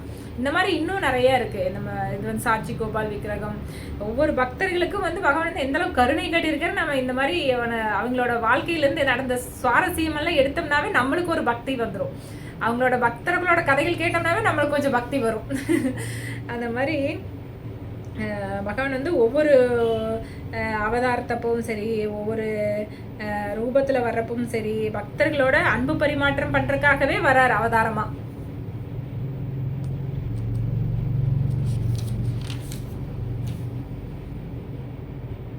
அடுத்து பார்த்தீங்கன்னா சைத்தன்ய மகாபிரபுவோட லீலையில் இன்னொரு ஆக்சுவலாக சர்வபௌம பட்டாச்சாரியார் சைத்தன்ய மகாபிரபுவோட மத்திய லீலாலேருந்து இதை பார்க்கலாம். நம்ம ஒரு சந்நியாசம் எடுத்ததுக்கப்புறம் நடந்தது பார்த்திங்கன்னா, சர்வபௌம பட்டாச்சாரியார் வந்து பட்டாச்சாரியாருங்கிறது வந்து அவருக்கு கிடைச்ச ஒரு பரிசு. பட்டாச்சாரியாருங்கிறதே வந்து உயர்ந்த அந்த அவங்க இருக்கிற அந்த மக்களுக்குள்ளேயே வந்து ஒரு உயர்ந்த இது ஆச்சாரியர் இவர் வந்து இவரை பின்பற்றி அங்கே நிறைய பேர் வந்து அவருக்கு சீடராக வந்து இருந்தாங்க. ஆக்சுவலாக சர்வபௌம பட்டாச்சாரியரோட ஆரியருக்கு வந்து நிறைய சீடர்கள் அவர் ஆக்சுவலாக பார்த்திங்கன்னா ஒரு அருவவாதத்தை பின்பற்றவர். அவர் வந்து பகவானுக்கு வந்து ரூபம் இல்லை அப்படின்னு சொல்லிட்டு. இப்போது சைத்தன்ய மகாபிரபுவோட சீடர் அவர் யாருன்னு பார்த்தா கோபிநாத்தோட அக்காவோட வீட்டுக்காரர் தான் பார்த்தீங்கன்னா சர்வபௌம பட்டாச்சாரியர். அவர் பார்த்தீங்கன்னா இப்போ வந்து கோபிநாத் அவர் வந்து சைத்தன்ய மகாபிரபு வந்து பின்பற்றுவார். சைத்தன்ய மகாபிரபு என்ன பண்ணுவார், பகவானுக்கு வந்து ரூபம் உண்டு, ஆனால் சர்வபௌம பட்டாச்சாரியர் வந்து பகவானுக்கு ரூபம் இல்லை அப்படிங்கிறவர். அப்போ கோபிநாத் வந்து அந்த சீடர் வந்து வேண்டிக்கு வரான், எங்கள் அக்கா வீட்டுக்காரருக்கு வந்து ஒரு நல்ல புத்தியை கொடுத்து பகவானே நீங்கள் எப்படியாவது சீடர் ஆக்கிடுங்க, பக்தன் ஆக்கிடுங்க அப்படின்னு சொல்லிட்டு வேண்டிக்கிட்டே இருப்பாராம் சைத்தன்ய மகாபிரபு கிட்ட. அப்போ இந்த மாதிரி பூரி சேத்திரத்துக்கு வந்து பகவான் வந்து சைத்தன்ய மகாபிரபு வந்து 48 வருஷம் வந்து இந்த பூமியில் வாழ்ந்தார். 500 வருஷத்துக்கு முன்னாடி நவதீபத்தில் பிறந்து. அதில் பார்த்தீங்கன்னா 24 வருஷம் வந்து நவதீபத்தில் வாழ்கிறார். அடுத்து வந்து 18 வருஷம் வந்து அவங்களுக்கு வந்து ஜெகநாத்பூரியில் வாழ்கிறார். அடுத்து ஒரு 6 வருஷம் வந்து தென்னிந்திய பயணத்தில் இருக்கிறார். தென்னிந்திய பயணம்னா அந்த காசியிலேருந்து நம்ம காசியிலேருந்து கன்னியாகுமரி வரை அப்படின்னு சொல்லுவாங்களே, இதெல்லாம் அதையும் தாண்டினது. அவர் எல்லா பக்கம் நடைப்பயணம் தான். பக்தர்களோட சீடர்களோட சேர்ந்து ஒவ்வொரு ஊருக்கும் போயிட்டு ஹரிநாமத்தை பரப்புறது மட்டும்தான் பகவானோட நோக்கமே. அந்த தென்னிந்திய பயணம்ங்கிறது அந்த 6 வருஷ காலத்தில் தான் உலகம் ஃபுல்லாக அவர் போயிருக்காரு. எந்தெந்த இடம்னா ஆந்திராவிலேருந்து விசாகப்பட்டினம், அப்புறம் சென்னை, கோவா, பூனே, பிருந்தாவனம் எல்லா பக்கமும் அவர் போயிட்டு ஹரிநாமத்தை வந்து பரப்பியிருக்காரு. அதாவது நகரம், கிராமம் எல்லா பக்கமுமே பார்த்தீங்கன்னா. அப்போது இப்போ இப்படி போயிட்டு பூரியில் இருக்கிறப்ப வந்து சைத்தன்ய மகாபிரபு வந்து ஜெகநாதரை வந்து தரிசிக்கணும் அப்படிங்கிறக்காக ஜெகநாதரோட தூரத்துலேருந்து ஜெகநாதரை பார்த்தோன்னே அந்த பிரேமையில் ஓடி அங்கே வந்து மயக்கம் போட்டு விழுந்துடுறாரு. ஜெகநாதரை பார்த்தோன்னே மயக்கம் போட்டு விழுந்ததுக்கப்புறம் அங்கே சர்வபௌம பட்டாச்சாரி வந்து சீடர்களோட வராரு. யாரோ ஒரு பக்தர் வந்து விழுந்து கிடக்குறாரு இந்த இடத்துல அப்படின்னு சொல்லிட்டு சீடர்கள் எல்லாம் போய் பார்க்குறாங்க. அங்கேருந்த ஒரு துணி காட்டன் எடுத்துகிட்டு வந்து மூக்கிட்ட வச்சு பார்க்குறாரு. மூச்சு வருது, உயிர் இருக்குது அப்படின்னு சொல்லிட்டு அவர் என்ன பண்ணுறாரு, சரி சீடர்களை எல்லாம் அவரால் விட்டுட்டு போக முடியல. அந்த இடத்துல அவரை பார்த்தா ஒரு மாதிரி ஒரு வசீகரமான ஒரு உருவம் அவருக்கு. சைத்தன்ய மகாபிரபுக்கு ஒரு மஞ்சள் நிறத்தில் பொன்னிறமான ஒரு மேனி, ஒரு அழகான ஒரு முகம் அப்படிங்கிறப்ப ஒரு வசீகரத்தில் அவரால் அதை விட்டுட்டு போக முடியல அவருக்கு. அவனால் அந்த பகவானை பார்த்தோமா, தரிசிச்சோமா, இங்கே இருக்கிற பூஜாரிகள் பார்த்துட்டோம் அப்படின்னு சொல்லிட்டு அவரால் விட்டுட்டு போக மனசு வரல. சீடர்களை வந்து கூப்பிட்டே இவரை நம்ம வீட்டுக்கு கூட்டிகிட்டு போய்க்கலாம் அப்படின்னு சொல்லிட்டு நம்ம வீட்டுக்கு கூட்டிகிட்டு போகிறாங்க. சர்வபௌம பட்டாச்சாரியர் வீட்டுக்கு வந்து யார் போகிறா, சைத்தன்ய மகாபிரபு போகிறாரு. போயிட்டு 2 நாள் வந்து அந்த பிரேமையிலேயே அவர் இருக்கிறார். சைத்தன்ய மகாபிரபு அடிக்கடி பிரேமையில மயங்கி விழுந்துருவாரு. 1 நாள் ஆகும், 2 நாள் ஆகும் அவர் எழுந்திருக்கிறதுக்கு. 1 மணி நேரத்துல எழுந்திருப்பாரு, இல்லைன்னா 1 நாள் ஆகி எழுந்திருப்பாரு. அந்த பிரேமையிலேயே இருப்பாரு. அப்போ அப்படி இருக்கிறப்ப வந்து கொஞ்சம் நேரம் கழிச்சு தான் அவர் வந்து கண் விழிக்கிறார். சைத்தன்ய மகாபிரபு வந்து கண் விழிக்கிறாரு. அப்போ அவரோட சகாக்கள் வர்றதுக்கு முன்னாடி சர்வபௌம பட்டாச்சாரியருக்கும் சைத்தன்ய மகாபிரபுக்கும் வந்து ஒரு ஒரு கான்வர்சேஷன் போகுது. பேச ஆரம்பிக்கிறாங்க. இந்த மாதிரி வந்து நீங்கள் வந்து இளம் வயது சன்னியாசியாக இருக்கிறீங்க, நீங்கள் வந்து ஏன் வந்து இந்த மாதிரி சேத்திரமாக போயிட்டு நீங்கள் வந்து அலைஞ்சிட்டு இருக்கிறீங்க. ஒரு பிராமணருக்கு ஒரு அழகு என்னென்னா, ஒரு சன்னியாசிக்கு உண்டான அழகு என்னென்னா வேதங்களை பாராயணம் பண்ணி இருக்கிறதான ஒரு அழகு அப்படின்னு சொல்கிறாரு. அப்போ வந்து நீங்கள் சர்வபௌம பட்டாச்சாரியர் இன்னொன்று என்ன சொல்கிறாரு சைத்தன்ய மகாபிரபு கிட்ட, நீங்கள் வந்து நீங்கள் கேட்குறதுக்கு ஓகே அப்படின்னா நான் வந்து வேதங்களை வந்து உங்களுக்கு சொல்கிறேன் அப்படின்னு சொல்கிறார். வேதங்களை வந்து உங்களுக்கு விளக்கி சொல்கிறேன் அப்படின்னு சொல்கிறாரு. அது வந்து என்னோட வந்து ஒரு பாக்கியம்தான். இவ்வளோ பெரிய பட்டாச்சாரியர் வந்து எனக்கு வந்து இந்த வேதத்தை வந்து சொல்கிறது எனக்கு ஒரு பாக்கியம் தான் அப்படின்னு சொல்லிட்டு யார் சொல்கிற சைத்தன்ய மகாபிரபு வந்து சொல்கிறாரு. சரின்னு சொல்லிட்டு 7 நாள் வந்து அவங்களுக்குள்ள அந்த வந்து ஆன்மீகத்தை பற்றியும் வேதத்தை பற்றியும் வந்து சொல்கிறாரு. 7 நாள் சொல்கிறாரு. ஆனால் 7 நாளும் வந்து சைத்தன்ய மகாபிரபு வந்து வாயே திறக்கல, எதுவுமே சொல்லலையா, எதுவுமே சொல்ல, அமைதியாகவே கேட்டுகிட்டே இருக்காராம். சர்வபௌம பட்டாச்சாரியருக்கு வந்து ஒரு சந்தேகம், நம்ம 7 நாளும் தொடர்ந்து சொல்லிக்கிட்டே இருக்கிறோம், காலையிலேருந்து நைட்டு வரைக்கும் சொல்லிகிட்டே இருக்கோம், ஆனால் இவருக்கு புரிஞ்சுதா புரியலையானே தெரியல, அமைதியாகவே இருக்காரு அப்படின்னு சொல்லிட்டு சர்வபௌம பட்டாச்சாரியர் வந்து சைத்தன்ய மகாபிரபுகிட்ட கேட்குறாரு, உங்களுக்கு நான் சொன்ன விளக்கம் எல்லாமே புரிஞ்சுதா அப்படின்னு சொல்கிறாரு. நீங்கள் சொன்னது வேதத்தை பற்றி எல்லாமே நான் உங்களுக்கு சொல்லியிருந்தேன், உங்களுக்கு எல்லாமே புரிஞ்சிருக்குன்னு நினைக்கிறேன், உங்களுக்கு புரிஞ்சுதான்னு கேட்குறாரு. நீங்கள் சொன்னது எனக்கு புரிஞ்சுது, ஆனால் நீங்கள் சொன்னது வந்து சரியாக இருக்குமாங்கிறதா எனக்கு யோசனையாக இருக்குது அப்படின்னு சொல்கிறாரு. சரியாக இருக்குமா அப்படின்னோடனே அவர் கோபம் வந்துருச்சான். ஏன்னா நான் இவ்வளோ பெரிய பட்டாச்சாரியாருங்கிற ஒரு நாமமே எனக்கு கிடச்சிருக்குது, ஏன்னா வேதத்தை வந்து அந்தளவுக்கு நான் கரைச்சி குடிச்சிருக்கிறேன் அப்படிங்கிற ஒரு அகந்தை வந்து அவருக்கு இருந்துச்சு. அப்போ அவர் நினைக்கிறாரா, என்ன உங்களுக்கு சந்தேகம் அப்படின்னு கேட்டு இந்தந்த இடத்துல இந்தந்த தப்பெல்லாம் வந்திருக்கு அப்படின்னு சொல்லிட்டு ஒரு 3 இடத்துல வந்து தவறுகளை வந்து சுட்டி காட்டியிருக்கிறார். அது சர்வபௌம பட்டாச்சாரியருக்கு வந்து ஒரே ஆச்சரியம். அவருக்கு என்ன ஆச்சரியம்னா, நம்ம சொன்னதை ஞாபகம் வச்சிருக்கிறதே பெருசு, அந்த ஞாபகம் வச்சிருக்கிறதுலையும் இந்தந்த இதெல்லாம் வந்து இந்தந்த இடத்துல எல்லாம் தவறு இருக்குதுன்னு கண்டுபிடிக்கிறது அதை விட பெருசு, அதை ஞாபகம் வச்சு திரும்பி சொல்றது அதை விட பெருசு, இதெல்லாம் எப்படி முடிஞ்சது அப்படிங்கிற ஒரு சந்தேகம் வேற. இவர் வந்து நம்மளை தோக்கடிச்சிட்டாரு அப்படிங்கிற ஒரு குற்றம் வேற, ஒரு கவலை வேற. அவருக்கு வந்து ஒரு முகம் ரொம்ப வாடிடுச்சான். அந்த இடத்துல கோபமும் வருது, கவலையும் வருது, அந்த இடத்துல வேதனையாகவும் இருக்குது. அவருக்கு எல்லாம் கலந்த மாதிரி அந்த இடத்த விட்டு அவர் சைத்தன்ய மகாபிரபுவை விட்டு கொஞ்சம் தள்ளி போயிடுறாரு. அப்போ சைத்தன்ய மகாபிரபு வந்து அடுத்த நாள் என்ன பண்ணுறாரு, பூரி சேத்திரத்துக்கு ஜெகநாதரை போய் பார்த்தா அங்கே இருக்கிற பிரசாதம் வாங்கிட்டு வந்துட்டு, ஏன் இப்படியே உட்காந்துட்டு கவலையே உட்காந்துருக்குறீங்க சர்வபௌமரே, நீங்கள் வந்து பகவானோட பிரசாதத்தை எடுத்துக்கோங்க அப்படின்னு சொல்லிட்டு சைத்தன்ய மகாபிரபு சொல்கிறாரு. சொல்கிறதுக்கு முன்னாடி அந்த அன்னைக்கு நைட்டு கனவுல வந்து, அதுக்கு முந்தின நாள் நைட்டு கனவுல அவர் வந்து ரொம்ப புலம்புறார். ஆக்சுவலாக சர்வபௌமர் வந்து ரொம்ப புலம்புறார், நான் வந்து இந்த மாதிரி ஒரு இளம் துறவி கிட்ட வந்து நான் தோத்துட்டேன் அப்படின்னு சொல்லிட்டு. ஏன்னா இவர் வந்து கொஞ்சம் வயதில் மூத்தவர் தான், அதனால் இளம் துறவி கிட்ட வந்து நான் தோத்துட்டேன் அப்படின்னு சொல்லிட்டு அந்த புலம்பலே வந்து தூங்கிடுறாரு. கனவுல வந்து சரஸ்வதி தாயார் வந்து சொல்கிறாங்க, இந்த மாதிரி நீ வந்து தோத்ததை வந்து யாருக்கிட்டையும் இல்லை, சாட்சாத் அந்த நாராயணன்கிட்ட தான் தோத்துருக்குறீங்க, அதெல்லாம் வந்து வருத்தப்படுறதுக்கு இதில் எதுவுமே இல்லை, என்னோட நாயகன் கிட்ட தான் வந்து நீங்கள் தோத்துருக்குறீங்க, அதனால் இதில் வருத்தப்படுற கொண்டு பகவானே தான் உங்ககிட்ட வந்து உங்களை வந்து தோக்கடிச்சிருக்கிறாரு அப்படின்னு வந்து சொல்கிற உடனே வந்து அவர் அடுத்த நாள் எந்திரிக்கிறதுக்கு அடுத்த நாள் வந்து சர்வபௌமர் வந்து பகவானை பார்க்கறதுக்கு முன்னாடியே பகவான் என்ன பண்ணுறாரு, பூரி சேத்திரத்துக்கு போய் பிரசாதத்தை வாங்கிட்டு வந்துடுறாரு. வாங்கிட்டு வந்து இந்தாங்க, நீங்கள் கவலைப்படுறதுக்கெல்லாம் ஒன்றும் இல்லை அப்படிங்கிற மாதிரி முகம் மாட்டமாக இருக்குது, நீங்கள் பகவானோட பிரசாதத்தை சாப்பிடுங்க அப்படின்னு சொல்லி சைத்தன்ய மகாபிரபு கொடுக்குறாரு.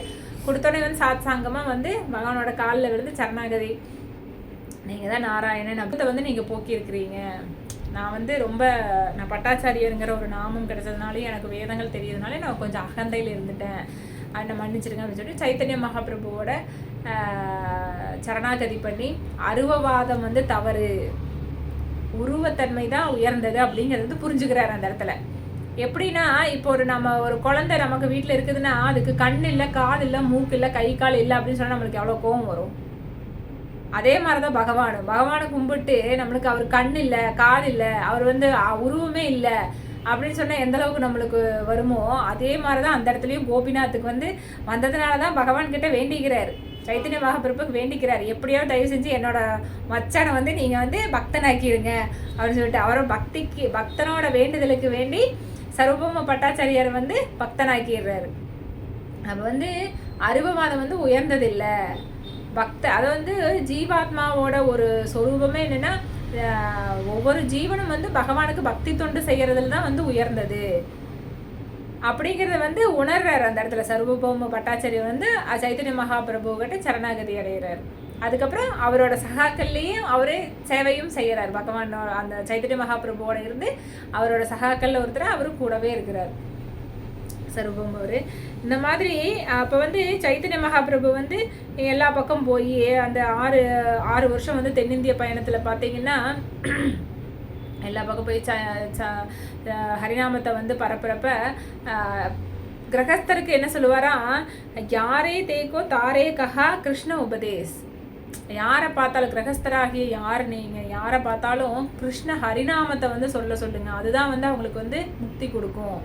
முக்தி வந்து அவங்களுக்கு வந்து சுலபமாக கிடைக்கணும்னா ஹரிநாமம் சொல்லிட்டு இருந்தாவே வந்து பகவான் அடைஞ்சிக்கலாம் அப்படின்னு சொல்லிட்டு ஒவ்வொரு கிரகஸ்தர்களுக்கும் வந்து இதை வந்து சொல்லணும் அப்படின்னு சொல்லிட்டு சைத்தன்ய மகாபிரபு வந்து சொல்றாராம், யாரே தேக்கோ தாரேகா கிருஷ்ண உபதேஸ் அப்படின்னு சொல்லிட்டு.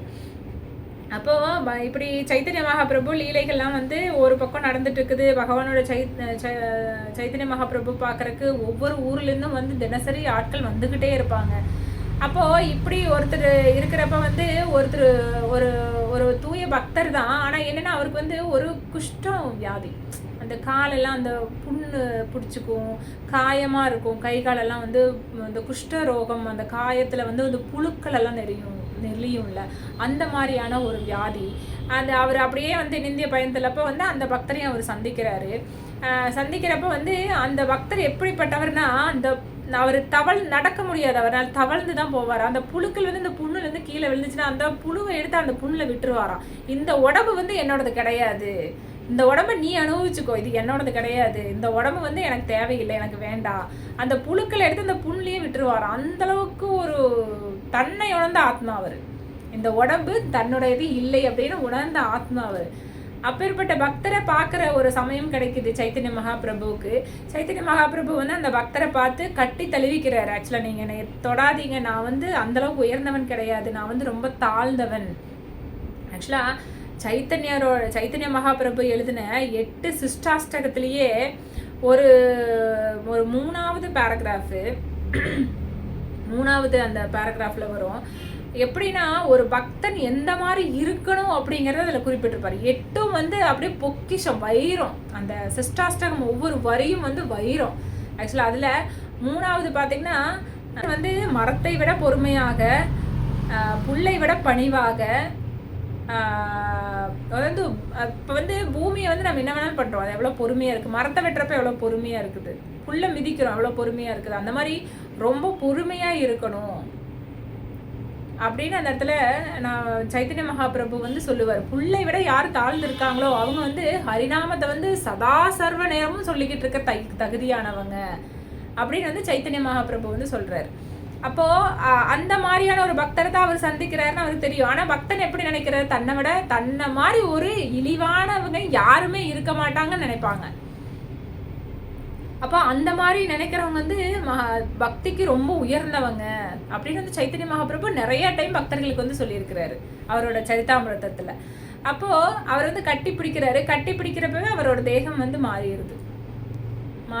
அவர் வந்து பழைய நிலை அடைகிறார். அந்த குஷ்டரோகத்திலேருந்து அவர் வெளியில் வந்தார். நீங்கள் வந்து ஒரு உயர்ந்த பக்தர், நீங்கள் வந்து நல்ல நிலைமையில் வந்து உடம்பை வந்து குணப்படுத்தி நீங்கள் தூய்மையான பக்தி இன்னும் பண்ணுங்க அப்படின்னு சொல்லிட்டு அவர் போகிற இடமெல்லாம் மங்களம் தான். சைத்தன்ய மகாபிரபு எங்கெல்லாம் பாதம் வைக்கிறாரோ அங்கெல்லாம் மங்களம் தான். ராமர் எப்படி போன இடமெல்லாம் மங்களம் ஆச்சோ, கிருஷ்ணர் எப்படி போன இடமில்லாத பகவான் போகிற இடமெல்லாம் மங்களம் தான். அந்த மாதிரி அப்புறம் வந்து ரத யாத்திராவுக்கு வந்து ஒரு வைஷ்ணவன் எப்படி இருக்கணும், பக்தன் எப்படி இருக்கணும் அப்படிங்கிறத காட்டுறாரு இந்த இடத்துல. ஒரு ரத யாத்திரா அப்போ ஒரு பூரி ஜெகநாதரை வந்து ரத யாத்திரா அப்போ அங்கே கோயிலெல்லாம் வந்து சுத்தப்படுத்துவாங்க. குண்டிச்சா கோயிலை வந்து சுத்தப்படுத்துறதுக்கு சைத்தன்ய மகாபிரபு வந்து பெரிய ஆச்சாரியர்னு அங்கே இருக்கிற எல்லாத்துக்குமே தெரியும். அவர் குண்டிச்சா கோயிலை சுத்தம் பண்ணுறாரு. ஏன்னா வைஷ்ணவர் வந்து எப்பவுமே தொண்டு செய்யணும், பக்தி சேவை பண்ணணும் அப்படிங்கறத இந்த இடத்துல காட்டுறாரு நம்மளுக்கு எல்லாத்துக்குமே. அவரு கையால குண்டீச்சா கோயிலை வந்து கிளீன் பண்றாரு. அது போக சீடர்களும் சேர்ந்து சுத்தப்படுத்துறாங்க. அப்போ அவர் என்ன சொல்றாரா, யாரெல்லாம் வந்து ரத யாத்திரைக்கு வந்து ஒரு கோவிலை சுத்தப்படுத்தி அந்த பகவானுக்கு தேவையான சேவைகளை, வைஷ்ணவர்களுக்கு தேவையான சேவைகளை, வைணவர்களுக்கு புரிஞ்சு அவங்களுக்கு என்னென்னலாம் தேவையோ அதெல்லாம் செய்யறாங்களோ அவங்களோட பாவம் வந்து படிப்படியா குறைஞ்சிரும். அவங்க இதை கோயிலை சுத்தம் பண்ண அவங்களோட பாவமும் சுத்தமாயிட்டே போயிட்டு இருக்கும் அப்படின்னு பகவான் சைத்தன்ய மகாபிரபு சொல்றார் சீடர்களுக்கு. அப்போ இதுல இருந்து நம்ம கத்துக்க வேண்டியது என்னன்னா, நம்ம பக்தி பண்ணா மட்டும் பத்தாது, இன்னொருத்தரையும் பக்தராக்கணும். அதே நேரத்துல நம்ம பக்தியில தாழ்வான நிலையில இருக்கிறோங்கிறத நம்ம புரிஞ்சுக்கணும். நம்ம பக்தி தொண்டு கண்டிப்பா செய்யணும். நம்ம எப்போ தினசரி நம்ம வந்து எதை நம்ம மறந்தாலும் ஹரிநாமத்தை சொல்றதை மட்டும் மறக்கவே கூடாது. அதுதான் வந்து நம்மளை குருவை திருப்திப்படுத்தும், பகவானை திருப்திப்படுத்தும். நம்ம வந்து குருவை திருப்திப்படுத்தணும்னா ஹரிநாமத்தை சொல்லிக்கிட்டு இருந்தாவே போதும், குரு திருப்தி ஆயிடுவார். குரு திருப்தி ஆனா ஆட்டோமேட்டிக்கா கிருஷ்ணா திருப்தி ஆயிடுவார். அப்ப டெய்லி ஹரே கிருஷ்ணா கிருஷ்ணா கிருஷ்ணா ஹரே ராம் ராம் ராம் ஹரே ஹரேங்கிறத நம்ம மட்டும் சொன்னா பத்தாது, நம்ம கூட இருக்கிறவங்களே சொல்ல வைக்கணும். அதுதான் நம்மளோட ஒரு டெய்லி ஒருத்தரையாவது கூட இருக்கிற ஒருத்தரையாவது ஒரு டைமாவது சொல்ல வச்சிடணும் அப்படிங்கிற ஒரு குறிக்கோளோடய நம்ம வாழ்க்கையை வந்து கொண்டு போகணும். ஓகே, இதுதான் நம்மளோட இன்னைக்கு சைத்தன்ய மகாபிரபு வந்து பார்க்கறதுக்கு ஒரு வாய்ப்பு எனக்கு. சைத்தன்யம் மகாபிரபு வந்து சொல்றதுக்கு உண்டான எனக்கு ஒரு வாய்ப்பு கொடுத்ததுக்கு ரொம்ப நன்றி. ஹரே கிருஷ்ணா. ஸ்ரீல பிரபுபாத் கி ஜெய். ஸ்ரீல ஜெயபதா சுவாமி குரு மகராஜ் கி ஜெய். ஹரி போல்.